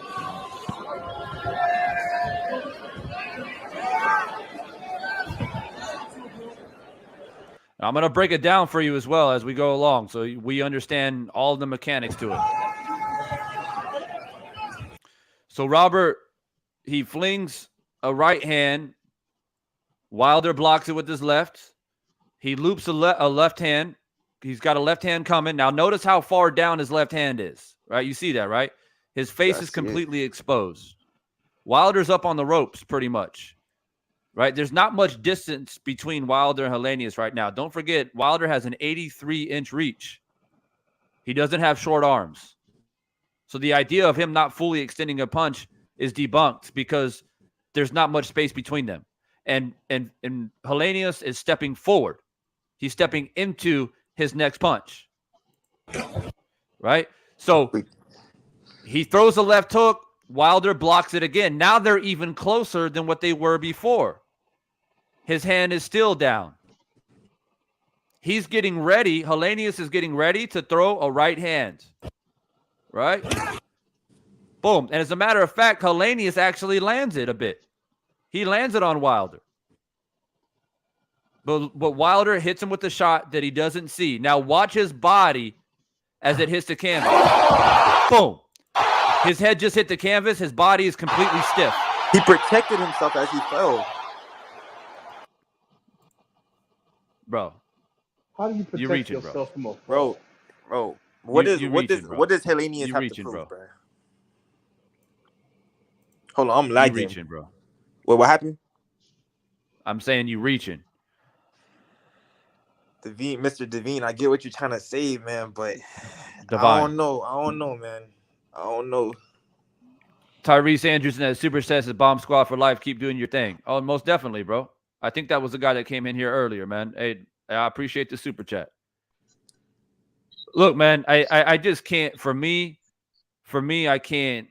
No disrespect to anybody. Like, I just don't think this is debatable. I just don't think it's debatable to me.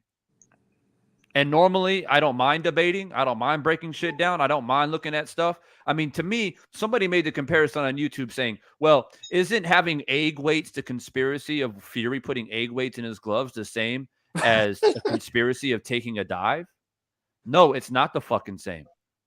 It's completely two different things. Putting egg weights into your gloves is a debate on how they can actually do it, because there has to be other people involved, right? The commission, the coaches, you know, where the camera is pointed, rather you can catch it on camera or not. There's a lot of things that have to go right in order to place something into your gloves.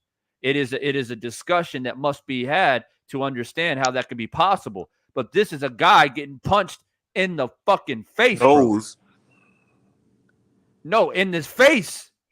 Nose. The nose is a part of the face, isn't it? Nose. All right, so the nose is a part of the face, isn't it? That's like saying forehead in the jaw. Come on, bro. Come on, man. Nah, man. Yeah, The jaw is a part of the face, isn't it? Yeah, but if you punch him on his forehead, did you punch him on his jaw? If you punch him on his face? It's all a part of the face, bro. So if I punch you in your jaw, well, if he landed in the jaw, I'm like, all right, yeah, he got it. But the nose, bro, I know it's a part of your face, but come on, bro. He punched into his face.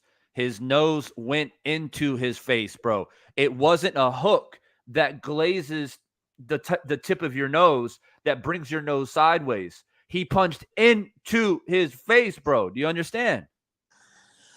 Man. It's a straight punch. Boom. Right there. Right in the center of his fucking face.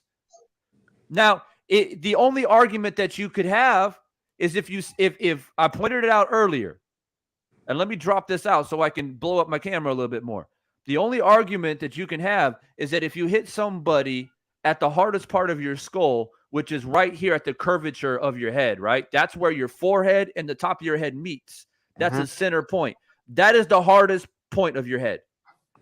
Now, if Wilder hit him up here, then you have, I still believe Deontay Wilder can knock you out, by the way, but you have a little bit more of an argument because it is a much harder place to hit.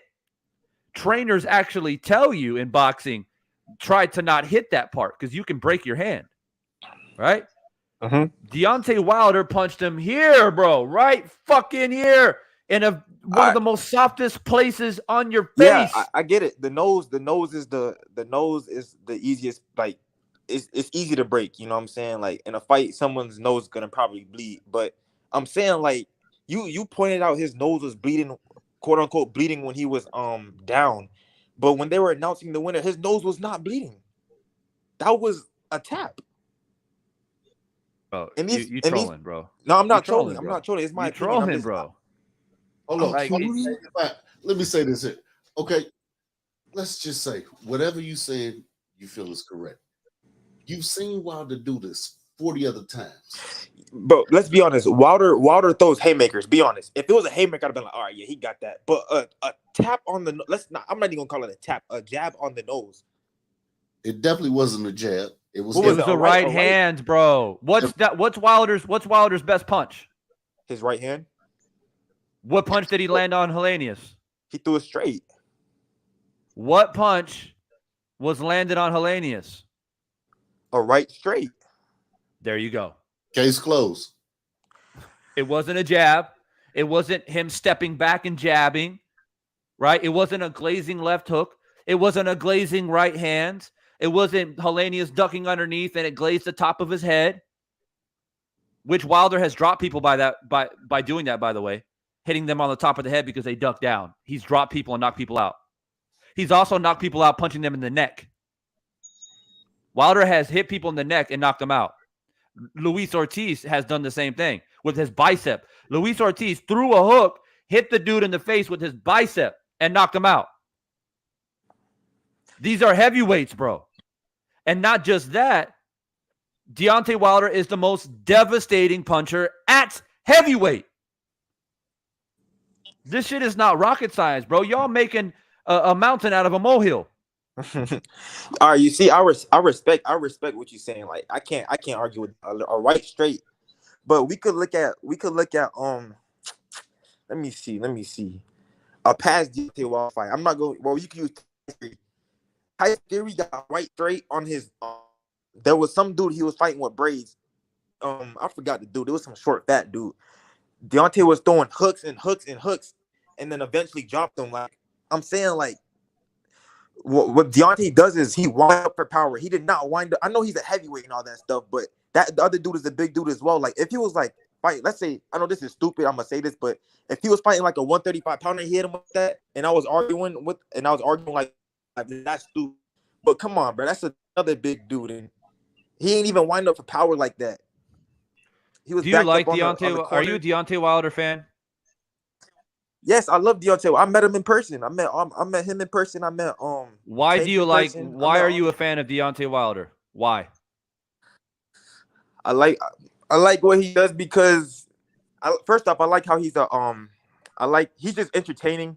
You know, if I was betting, Like, you're not a fan, bro. Get the fuck out of here. It shouldn't take you that goddamn long if you're a fan of somebody to explain yourself, bro. I can't put up with that bullshit. Thank you. I can't. Thank you. Hey, salute to Keon, man. EBT in the room. But man, let me spit on this real quick though. I've been in the back chilling, and my mic was messed up, so I had to fix it. So you probably didn't hear me before. But salute to you, Divine, man, and salute to everybody that was on the panel, including 7-8 and Drew Titan. But this is something that Deontay Wilder has done for years. He is that destructive of a puncher. He doesn't necessarily need to wind up. He can just come straight, go right down the pipe, and not even have to fully extend. And if it catches you, like he says, wham, bam, good night. He landed this same exact punch in the corner against Tyson Fury. It just didn't land right in the center of his face. It landed on the side of his head in the third fight. He threw the same exact punch. So what is there? Well, because Tyson Fury got up from it in the third fight, would that have been a conspiracy too if he didn't get up? I don't understand it. I don't understand these people. And I've always been a Wilder fan. And I have my feelings about the last two Tyson Fury fights. I've said it hundreds of times to hundreds of people. I've gotten into it with my best friends over those last two fights, but that's neither here nor there. All I got to say is Wilder did what he was supposed to do. He even showed us the footwork that he could have had, in other fights, or that he could have displayed in other fights. He had the abilities already. He just didn't display them. And he displayed them in this last fight. And I'm glad that he's showing another dimension to his game that's given more people or more fighters a chance, other things to have to work to figure out on how to beat him. So, I hope that he gets the Usyk fight next. I hope he does. But he was supposed to show up and he didn't show up. Maybe because he knew that the right hand was gonna come and it's gonna knock his opponent out destructively. Who knows? But whether it's Andy Ruiz or it's Ortiz, I want to see it. I mean, not Ortiz, but if it's Ruiz or Usyk, I want to see it. And people have to understand. I appreciate you coming in, Jerome, and giving your thoughts, bro. Look, people need to understand that so many elements, not as simple as I'm going to go in there and dive. There's so many different elements to that actually being reality. The people that are involved, the conversations behind the scenes, the amount of, corruption, because that's anytime a dude takes a dive, that's corruption. That is cheating. That is literally the definition of cheating and corruption. Right? So you have to look at Robert Helenius and ask yourself, why would he do that?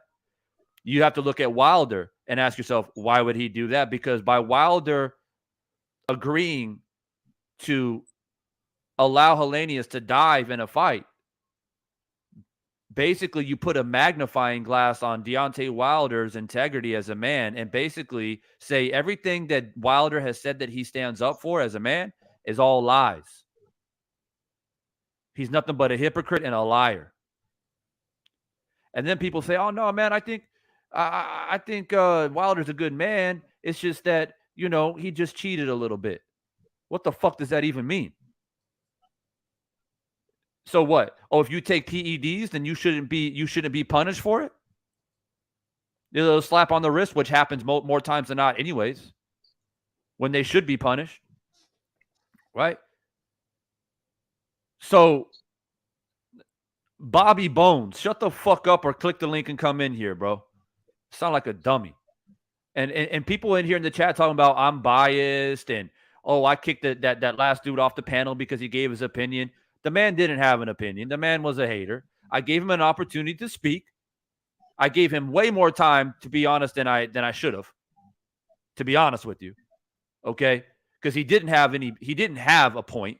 He didn't have any evidence. He didn't have any substance behind his opinion. The dude literally said Helenius was tapped on the nose.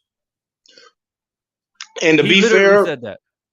and to be fair, Divine, I can point out when I was a teenager where I've knocked dudes out, not given full extension, and hitting people dead in the face, or even hitting people in the jaw. I've done it as a teenager.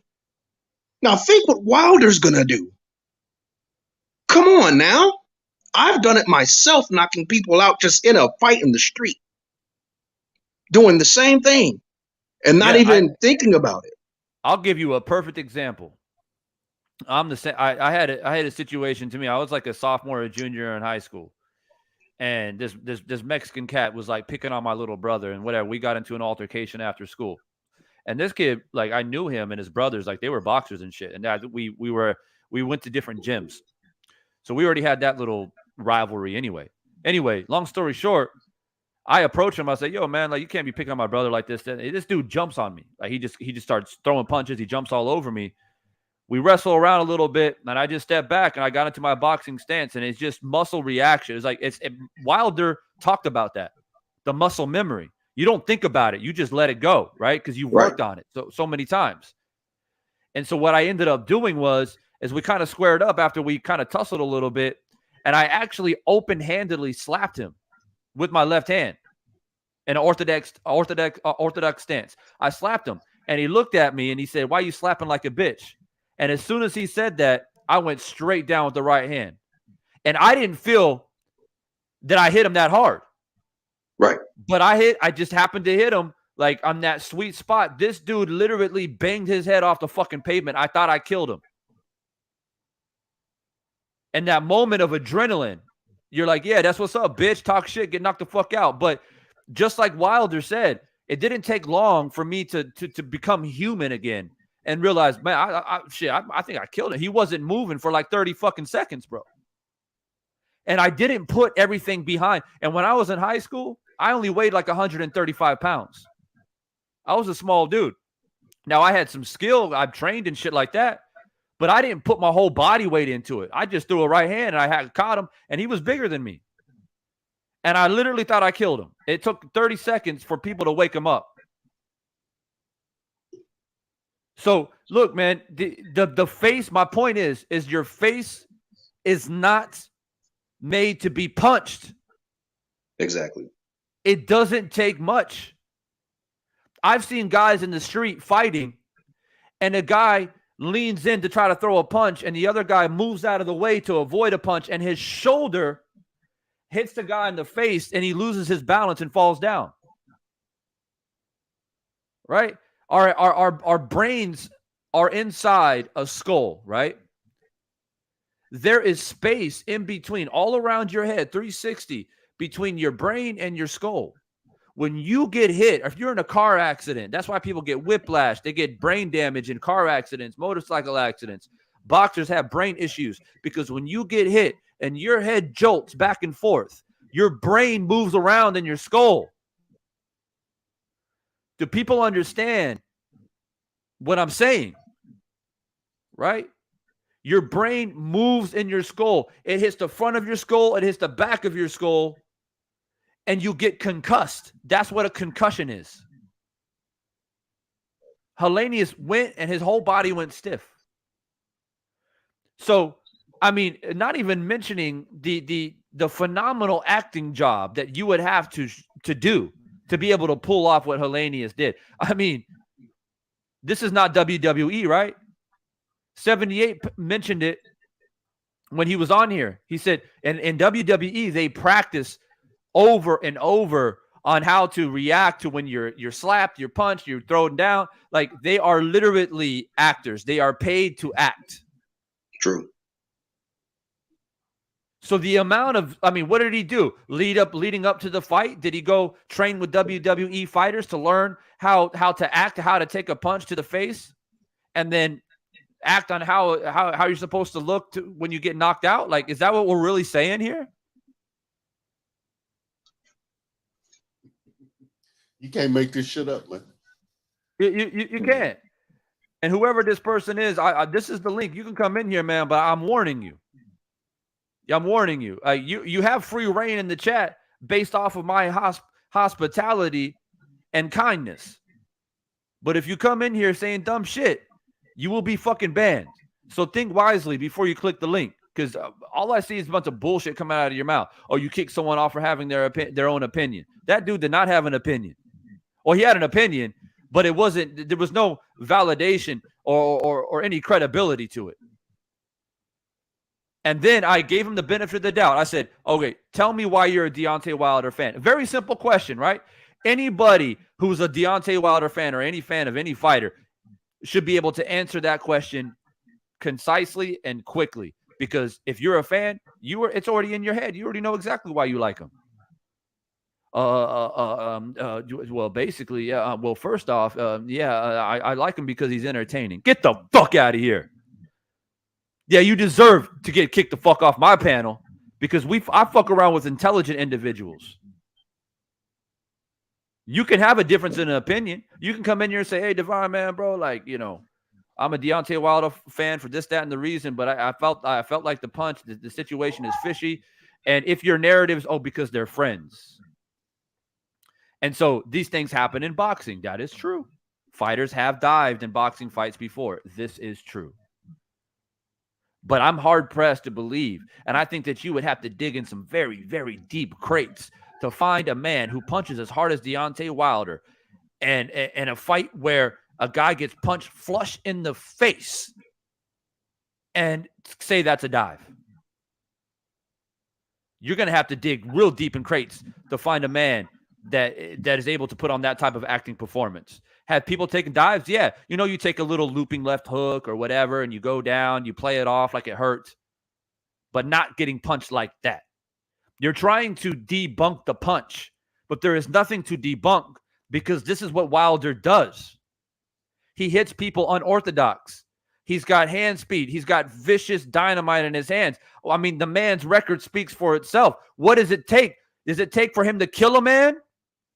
For you to understand that this man has ungodly power? That's what it is. Does it take for him to actually literally kill somebody in the ring for you to recognize this man's power? Right? This is not some Sonny Liston shit we're talking about. Right? Where all the speculation is that he took a dive against Cassius Clay at the time. But Cassius Clay didn't land a punch on Sonny Liston the way that Deontay landed a punch against Helenius. I'll keep it real with you. Now, the second fight, the rematch is different. But there was a lot of speculation that Sonny Liston threw the first fight against Cassius Clay. It's well known. But no punch was thrown by Muhammad Ali or Cassius Clay at the time with that much velocity, and Sonny Liston walked into a punch in that way. And Sonny Liston is also very well known throughout boxing history to be a person that was engaged with the mob. Does Helenius have a track record of cheating? Has he ever popped dirty? Has he ever, betted on fights? I mean, seriously. None of the above. You're giving the hate too much, but I feel you. But hey, it's been a pleasure. I gotta go find me some groceries, man. I'm starving. Peace. Yeah, get that grub in you, bro. Yeah, I need it in my life. Peace to yes, sir. chat. Yes, sir. Pleasure. I appreciate you. Back soon. All right, brother. We got Julio Guzman in that super chat. He says the punch caused the knockdown. Helenius slamming the back of his head to the canvas caused the knockout. Very possibly. Very, very possibly. Knockouts happen differently for everybody. Some people, they get knocked out before they even hit the canvas. Some people are just, they get kind of dazed and they lose their balance. They lose their equilibrium. And the fall is actually knocks them out. That is true, especially with heavyweights, because these are big men. It's like a giant tree falling down, man. That's a lot of weight falling down on your head. Yeah. When you can't brace yourself, when you can't put your hands out to brace the fall. He went straight back on his back and his head. Right? So most definitely that's what it could have been. You lame What's as up? fuck. Shut your bitch ass up, nigga. You kick niggas for having their opinion, lame ass nigga. Well, I'm about to get a packing on your lame ass nigga. I'll knock your dumb ass out. And everybody, none of the people in your chat room boxed in real life, nigga. Fuck you, nigga. Fuck you, Okay. nigga. Lame Okay. ass nigga. Yeah, you gonna kick me, bitch ass Okay. nigga. Fuck you, nigga. I'll be one. Okay. Sad, bro. Bro, hey. That is so sad. That is so sad. I don't know what I don't know what to say. Like, I'm speechless to the point that Deontay Wilder is American, right? Last time I checked, he's an American, right? You sure it is? Deontay Wilder is also a family man, right? Deontay Wilder is also a man who is a father who takes care of his children, right? That's the reason he got into boxing. His daughter has spina bifida. That's the reason he got into the sport. And we know that there's a big problem in America alone with men not taking care of their children. So he's a father taking care of his children. He's an American heavyweight. And we got American people coming in here hating on their own countrymen, essentially. Their own people.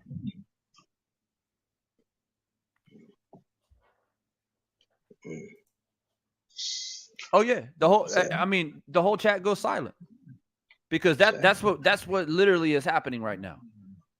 His own Deontay Wilder's own people are hating on him. And another thing I want to say is to the people out there who are using the friend angle. Oh, well, they were friends. Do you know how many guys in boxing have fought their friends and got paid a lot of money to fight each other? Wasn't Sean Porter and Terrence Crawford friends? Yep. Wasn't Mikey Garcia and Jesse Vargas friends? I mean, What are we saying here? Friends are not supposed to fight each other for what reason? I mean, if that guy is in your way of getting to your destiny or getting to what you want in your legacy, why not be friends and be like, hey, we can fight, get paid, and we can party afterwards? What's wrong with that? Yeah, and Larry Holmes and Muhammad Ali were friends. Exactly. And Larry Holmes beat the brakes off of Muhammad Ali. He literally beat the brakes off of him badly. And a lot of people felt some kind of way about that. And that's exactly why when Mike Tyson was ready to fight Larry Holmes, Muhammad Ali came and whispered in his ear and said, yo, that dude beat my ass. Now it's your turn. You got to beat his ass. And Mike Tyson said, all right, bet. Right? Like, these men are fighters, bro. This is what they do for a living. It's what they signed up for. Friends or no friends. We got a job to do. We got a job to do. And that's why the scenes of them in the hotel embracing each other, it doesn't get more genuine than that, bro. Exactly. It doesn't get more real than that. It doesn't. And for me, it's like it almost brings tears to my eyes to see two grown men embrace each other like that. The amount of respect for one another. And people don't even respect the respect itself that these two men have for each other. They would rather dissect it and try to investigate when two grown men have respect for each other. We have men hating on men because they want men to hate each other. When us as men, that's all we got is each other. Exactly. To hold us up, to deal with the bullshit that we got to deal with as men out here in society. And you got men hating on other men, wanting men to hate each other. What's up, big dog? Yeah, quick thing about the cat that just came on here. He's not a man. That's a boy. He might sound like a man, or he might think he's a man. That's a boy. You don't get that angry on a boxing platform when you don't know anybody. You don't know Deontay Wilder. You don't know Robert Helenius. He don't know you. He don't know me. He don't know anybody in the chat. You get that angry at something that has nothing to do with you. That these people are not paying your bills. You don't work for them. You're not fucking them. I don't know. I don't understand this.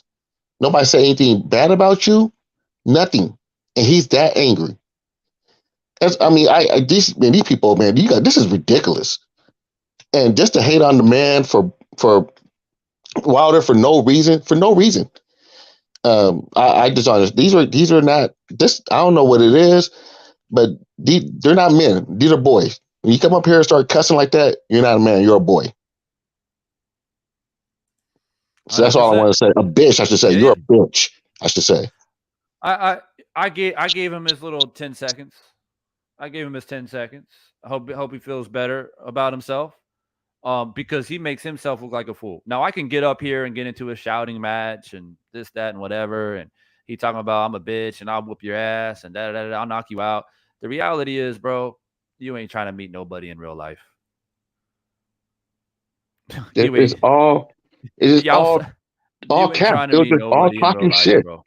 Yeah, look, man, I will fucking stretch you out like Inspector Gadget, bro. Don't fuck around. Don't fuck around like that.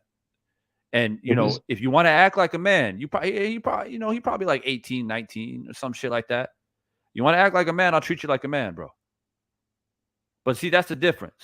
For me, when guys get into a shouting match on YouTube, this is my opinion. You get into a shouting match, screaming at each other on the mic and on the camera and shit. I mean, there's nothing manly about that. If you feel if you feel so strongly, you're looking at the camera, because I got my camera on. You motherfuckers come in here with avatars and shit, never show your face. I'm on camera daily. I got nothing to hide. Right? But if you feel so strongly, you're looking at the camera, you're like, I hate this man right here. I can't stand this man. I want to beat this man's ass. I'm not hard to get a hold of. I'm a free man. I travel freely around the world. What's good? I'm not going to sit up here and have a fucking debate and scream on the mic, because that's some little girl shit. That's some baby shit. Little boy shit.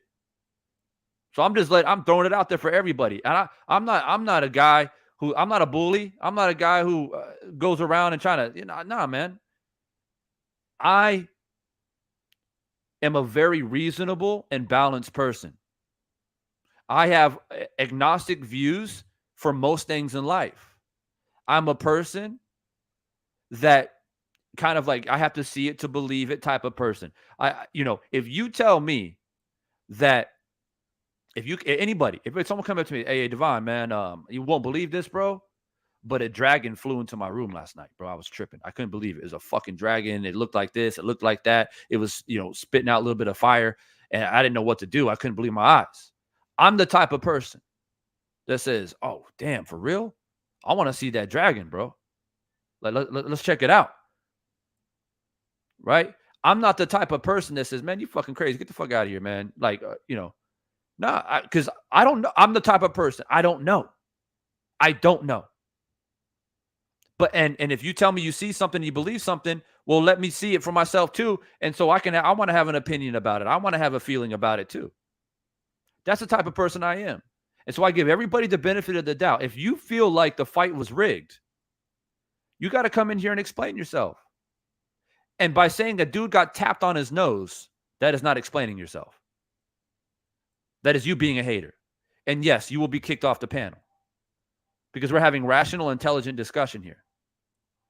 And because I know there's corruption in boxing, I'm willing to allow people to come in and explain themselves, because I understand corruption in boxing is real. Fighters have taken dives before. Fights have been rigged before. So if that's your narrative and you feel like Deontay Wilder and Helenius has taken a part in that type of corruption, then you need to come better than, oh, that punch wasn't very strong. I'm sorry. You got to come better than that, because I know the sport too well.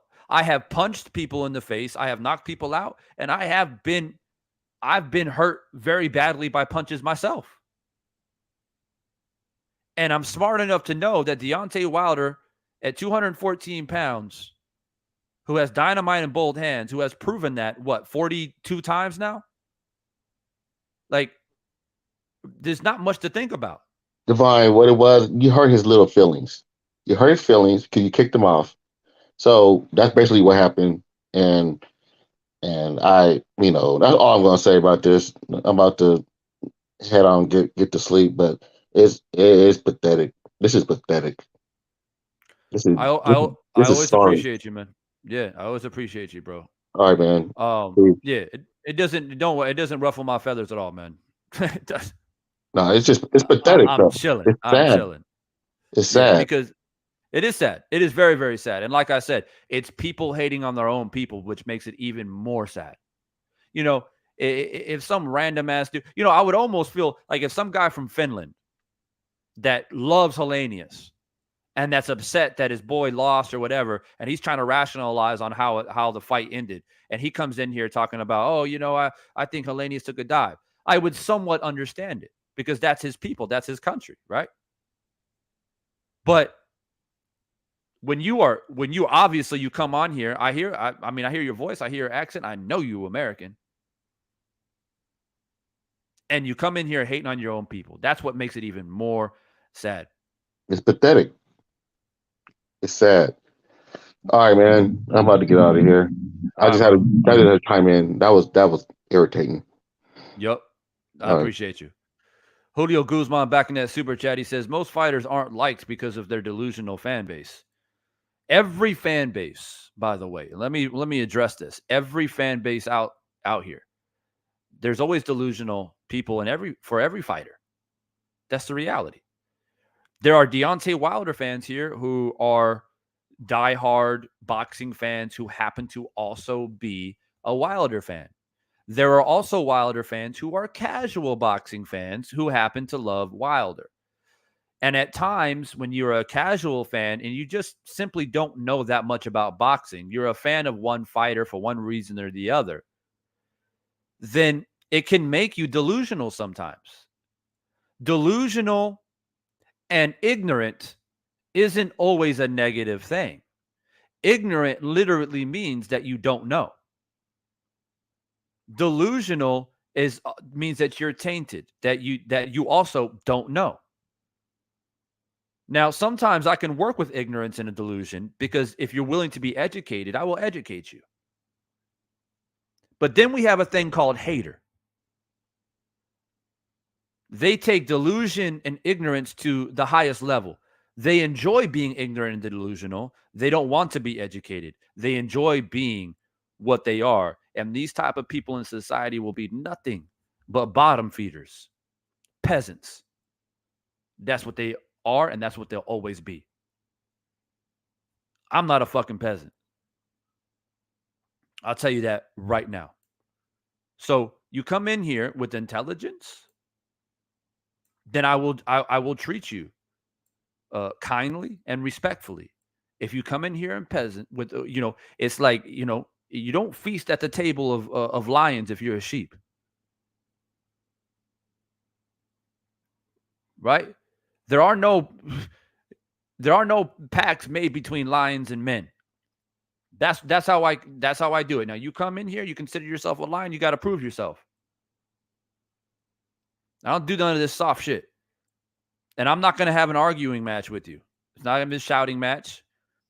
I just kick you off my fucking channel. And if you, like I said, if you really, really, really hate me for whatever reason, I'm not hard to find. That's all I got to say about that. Julio back in there says, if this was Devin Haney who can't break an egg, I'd be scratching my head. Wilder is a legendary knockout artist. If Devin Haney did a little step back right hand down the pipe and landed on Kambosos' face, and Kambosos, stiffened up like that and got knocked out. I mean, it's not that it's impossible, but sure. Yeah, you'd be like, oh, that's something you wouldn't expect from Devin Haney because Devin Haney's not a knockout artist. It would literally be a situation that he hit Kambosos so perfectly in the sweet spot in order to happen, because Devin Haney hit Kambosos with crazy hellacious shots this past fight.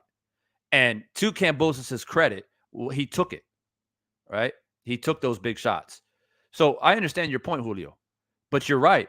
Wilder is the most devastating puncher in the sport. He doesn't need to throw the punch perfectly. He doesn't need to fully extend. He doesn't need to use torque in his hips and pivot off the back foot. All these mechanically sound things that people are trying to paint the picture of. He doesn't need to do that because he's God gifted. He's got dynamite in his hands. And 78 said it. He doesn't even know his own power. He literally doesn't even know his own power. And it scares him on how much power he has. And when you knock out your friend, that's scary. And the fear of hurting your friend is real when he speaks about it. If you don't see that, then you're a fool. If this fight was truly rigged and it was all part of the plan, why would Wilder speak so passionately about the safety and the health of his friend? Because it's all a setup, right? It's all a setup. They got nothing to worry about. And not only that, if this was all a setup, why in the post-fight press conference would he talk about the health and safety of Pritchard Cologne if this was all set up? Why would he care if the fight was set up? Why would he care about the health and safety of another fighter? Exactly. If he was in tears about Pritchard Cologne, a man he barely knew. So if you think this is set up, come on, you're not using your head. Yeah, I mean you're a fool. I mean that's just the bottom line. DJ7 for life just became an official member of the channel, man. Much love and appreciation. Says first time here. I love your channel. Well, I love the fact that you came in here and decided to stay a part of the conversation, man. Look, we can be accused of being Wilder lovers, and they got names for us out there. Us Wilder fans, they got names for us. And they're like hashtagging it and trying to make it trending and shit like that. Am I a Wilder fan? You better fucking believe I am. You better believe I am. But am I like delusional to the point where I don't accept the possibility of corruption? Of course not. Of course not. But you have no evidence of it. You literally have zero evidence other than, oh, that punch didn't look like it landed very hard. Like what? Like what? That's your reasoning? I can't accept it. I refuse to accept it. And I want to remind people, because for the haters that are still peeking through the blinds, right? And if you're confused for any reasons on why I'm a Deontay Wilder fan, it's very, very simple. I mean, well, I don't have to like build up this monumental reason on why I need to be a Deontay Wilder fan. I'm an American. He's an American. That's the first thing. And there's nothing wrong with if you're from the UK and you like Joshua or Fury, or if you're from the Ukraine and you like Lomachenko and Usyk. There's nothing wrong with that. That's your people. Right? So that's number one. Number two, he's a man of pride, dignity, humility, and courage, who happens to be a family man who loves his children dearly. And he tries his very hardest, sometimes tries too much, to be honest with you, tries too hard to be the true people's champ. And when people hate on him for being a black man in America who happens to possess the hardest punch that we've ever seen in our lifetime, I think, they still find reasons to hate on him, but he still loves people. He still shows compassion for people. After knocking out his friend, he went into the hotel room and embraced his friend, who happens to be a white man. Do you understand what the fuck I'm saying to you people? How could I hate this man? How could I not, as an American who also holds the same type of principles that he holds, how could I not be a fan of his? Right? I mean, you hear what I'm saying, Jerome? Absolutely, I get it. And that's one of the reasons why I'm a fan of his, because to me, he represents more than boxing to me. Like, he not only does he represent us as Americans, he represents me as myself as a black man, and he also represents the person who overcame, the person who came from nothing to something. That's why I'm a fan of his. This is a man who was literally driving a truck. He was an everyday man like the rest of us. And he thought, hey, I'm going to find a way to be able to support my daughter. And he turned that into the highest level of success right now. That's why I'm a fan of him. And not only am I a fan of him for that reason, he's honest about how he feels and what he thinks. That man, I don't care what nobody says, till this day, is one of my favorite moments from Deontay Wilder. That is one of my favorite moments from him because he was unapologetically himself. He didn't have to be a character like Floyd Mayweather in so many ways. He didn't have to he didn't have to throw money around to be popular with his fans.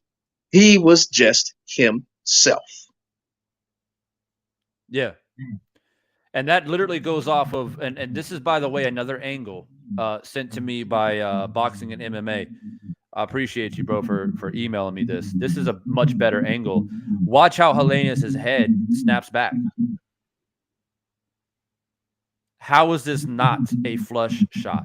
How? This man came in here earlier talking about, he tapped him on the nose. Right. He hit that man. Also notice how he steps back. He has to step back and step back in to throw the punch. It wasn't fully extended, but why? Step back, step in, boom. You understand? It wasn't just a looping arm punch. He literally stepped back to avoid the left hand, step back in, bam. That's it. Like I said before, I've punched guys like that. His legs are. Right. I've punched guys like that in high school before. Gotten into a fight. I didn't land straight. Now, the punch that I landed didn't land straight in the face like that, but I landed on the jaw, and I've knocked dudes out. So just imagine him punching like that, and he lands dead in the middle of your face.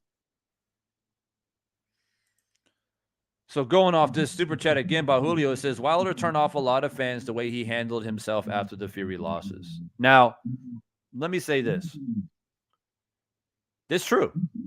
I would say that if you loved Wilder, you loved him regardless, whether he was wrong or right. Because you're truly a friend. That's what true friends do. But the people that, let's say, didn't mind Wilder, they're like, oh yeah, he's got a lot of power, he's a cool guy, whatever, right? The middle line people, not the true ardent Wilder fans. Yeah, he probably turned those people away with the allegations or whatever. But Wilder is not worried about those type of people. And to the point that Jerome just made, rather Wilder was correct or incorrect about the allegations that he brought forth, he never wavered from who he is as a person.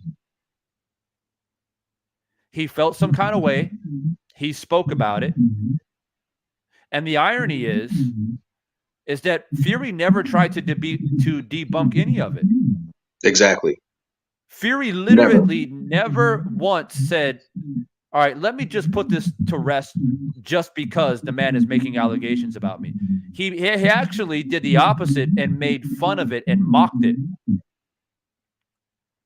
Leading up to the third fight in the press conference, he's talking about, oh yeah, man, like I'm gonna put knuckle dusters, aka brass knuckles, in my gloves. Ha ha ha, laughing and joking about it.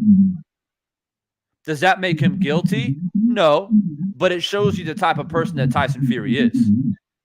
He doesn't give a fuck. And Tyson Fury, here's another fact for you. Tyson Fury has been a cheater before. This is fact. Whether you want to accept that or not. Right now, currently, Tyson Fury cannot come to America because ties, within his family, they have committed crimes. They have committed crimes, people within his family that are close to him, not a distant cousin. People that are close to him in his immediate family have committed crimes. And because of that, he cannot himself go to America.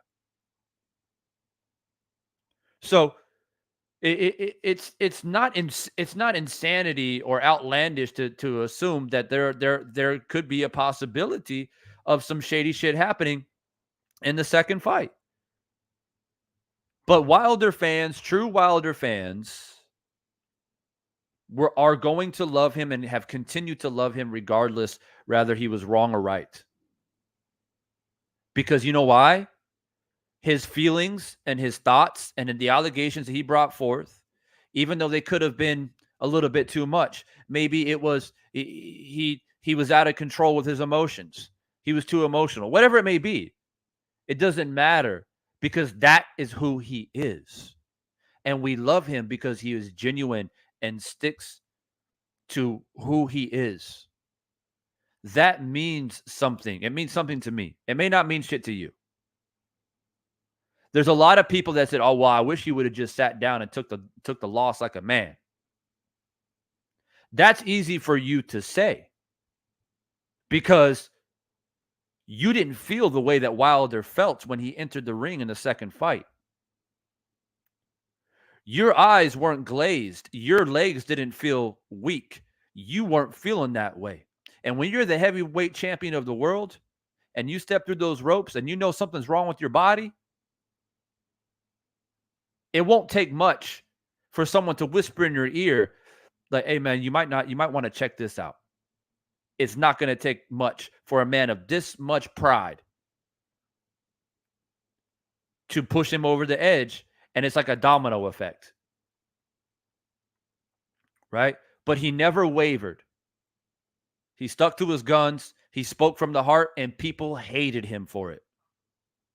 And on the flip side, Fury never even defended himself. And the media ran with it.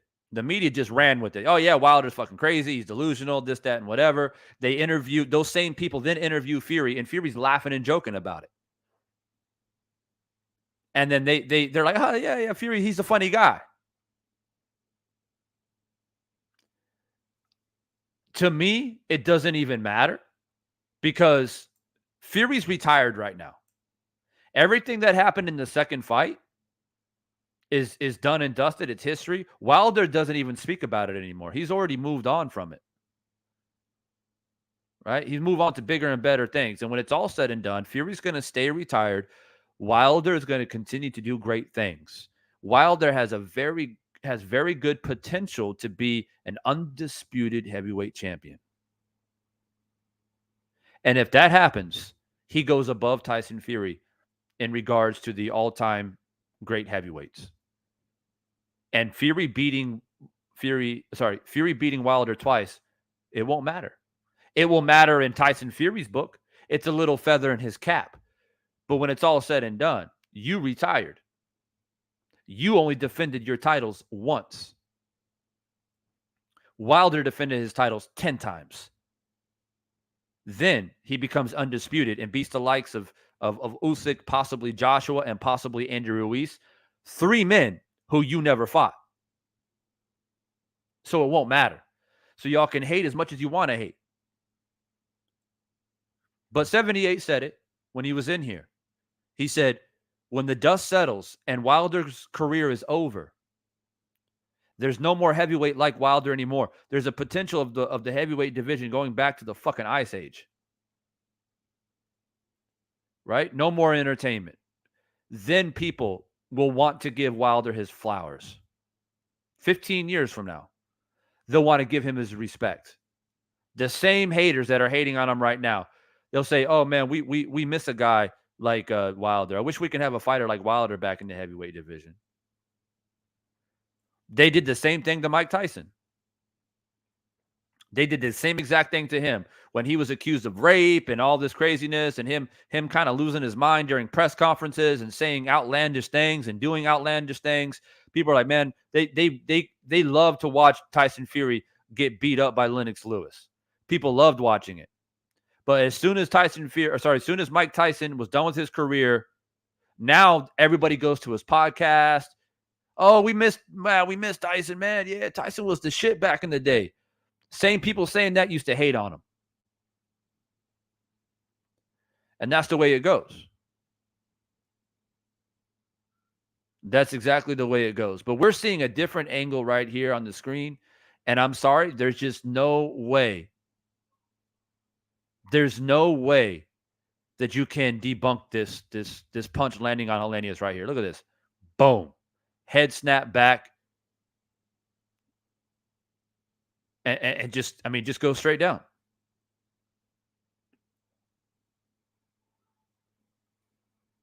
And I think that's all she wrote. I felt like I felt a bit compelled to come out here and speak my mind about this. And I know I have to go in the trenches sometimes to do these type of live streams because I know what I'm going up against. But I also know we got a strong and solidified family out here, and we got each other's backs. So it's good. I'll go to war solo if I have to, but I feel much better going to war with family. So fuck it. I'll be that person. You know what I mean? I'll take the step forward, and I've already went on other panels. And I've already pressed people, man. I've already challenged people. These people out here talking about the fight was rigged. And I'll continue to do it. Julio back in there saying Jared Anderson has potential. Yeah, I mean, sure. Jared Anderson, Joe Joyce, these guys. There's Frank Sanchez. I like Frank Sanchez a lot. But, I mean, let's be honest, man. This is a once-in-a-lifetime talent right here. And when I say talent, I'm not saying technically sound and boxes beautifully and gracefully like a Larry Holmes behind the jab or a young Muhammad Ali. No. Talent, like God-given ability to just put people to sleep. Deontay Wilder, he didn't know it. It took him a while to figure out what his calling was. But he was born for this. He was born to do what he's doing right now. Modern day gladiator. Simple as that. And he continues to show us. And that's just the bottom line. Look, man, Jerome, anything else that you want to put out there for the people, man? Well, one thing I want to say is that thank you for backing Wilder, man, because I've been seeing it everywhere too. And, I've gotten tired, honestly, of arguing with casuals about Errol Spence and Terrence Crawford. I'm done arguing with people. I'm done arguing with people about boxing at this point. I see the posts now. I just keep going because I'm tired of arguing with people about the Errol Spence Terrence Crawford thing. I'm not gonna, and I've argued for years about the second fight with Tyson Fury. As I said earlier, I have argued people up and down about the second Tyson Fury fight, and even in some cases, I've even argued the third Tyson Fury fight. But as I mentioned before, regardless of that, those fights are in the books. That's neither here nor there. And Wilder is on a new path, and he's doing things, like he said, he's doing things his way, and he's going back to the things that made him successful early in his career. And I respect that. So all I got to say is Wilder's back, bomb squad. And like I said before, if he gets Ruiz next, I'm watching it no matter what. If he gets Usyk next, I'm watching it no matter what. And that's it. That is it. And guess what? The haters will continue to watch. Exactly. That's the irony of it. Every time Deontay Wilder is going to fight, his supporters, boxing fans in general, and the haters are going to fucking tune in because you have to. You have to. You have no choice. You have no choice. And so keep hating, keep watching, keep hoping that Deontay Wilder will somehow get knocked out or get injured or get hurt. Or I know you guys wish ill upon this man. Right? I know you guys wish ill will and you hate to see the success, but you can't change destiny. And this man was destined for great things. Call it what you want to call it. Call it the universe. Call it the plan of the gods.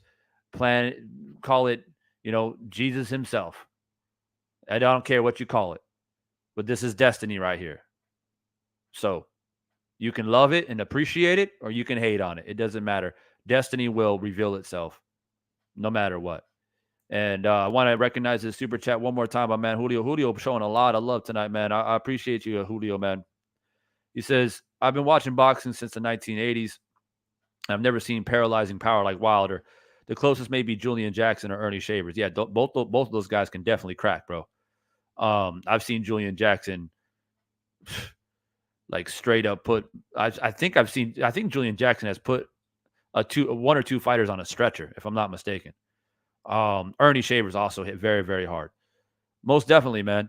And I would say that I've been watching since probably the late 90s, early 2000s when I was in high school. I loved to watch Roy Jones Jr. at that time. I loved watching Mayweather at that time, especially Pretty Boy Floyd, and his abilities and how he just beat people up. But I used to, my dad was a huge boxing fan, and we would sit back in the days when they had ESPN Classics.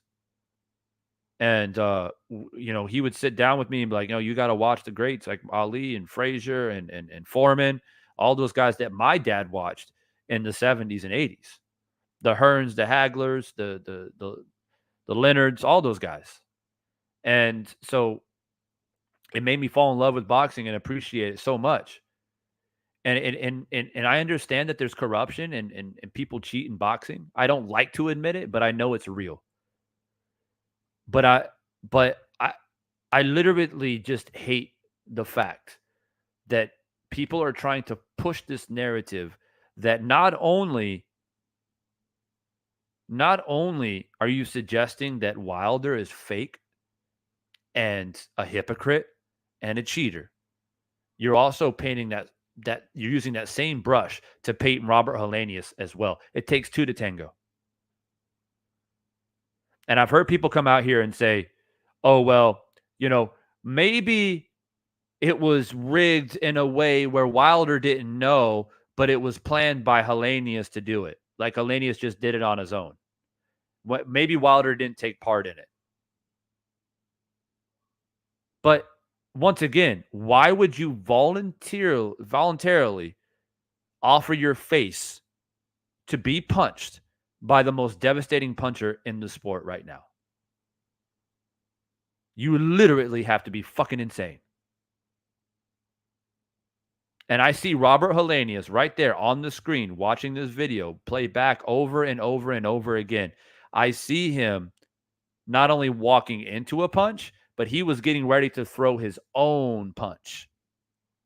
He didn't expect that punch to be coming with that much speed and velocity. And he got hurt and he got knocked out. This is not rocket science, people. Right? As much as we want to cling on. See, this is why corruption in boxing continues to thrive.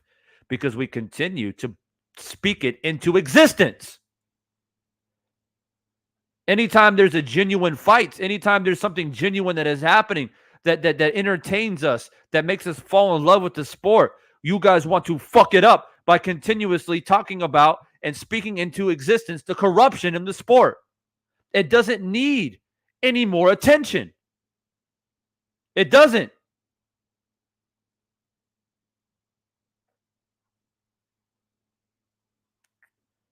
So stop.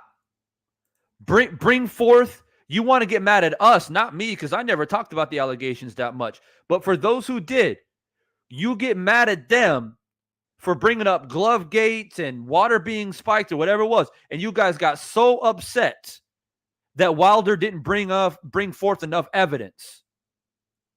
You guys said, oh, you're making corruption perpetual in the sport by accusing another man of something without evidence. Remember what you guys were saying? I remember it.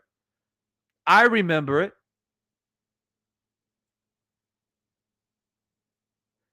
But now you're not keeping the same energy.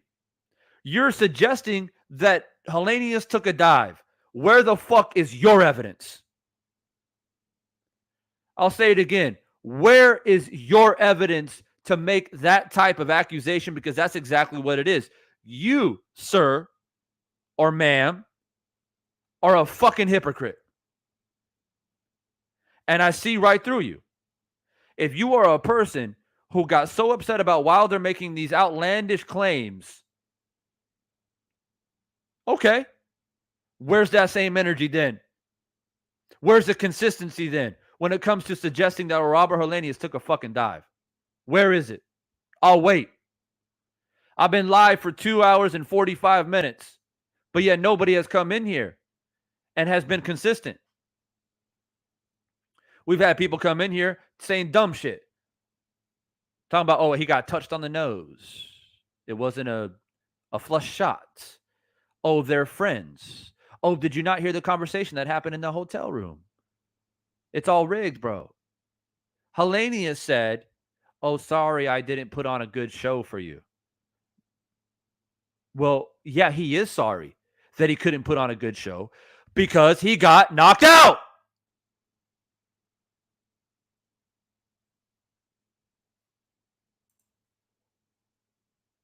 Anyway,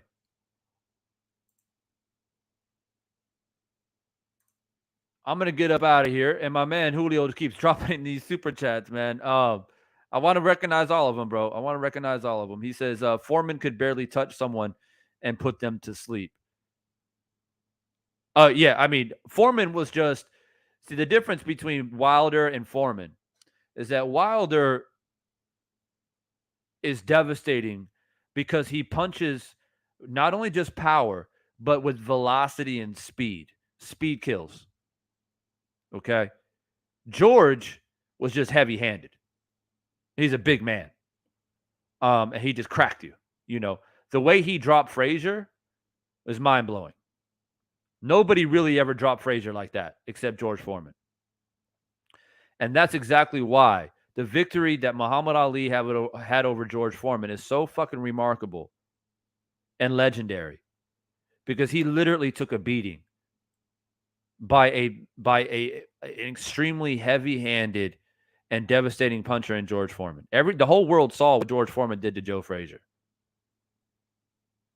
And it's remarkable the amount of courage and determination that Muhammad Ali had to take that type of punishment.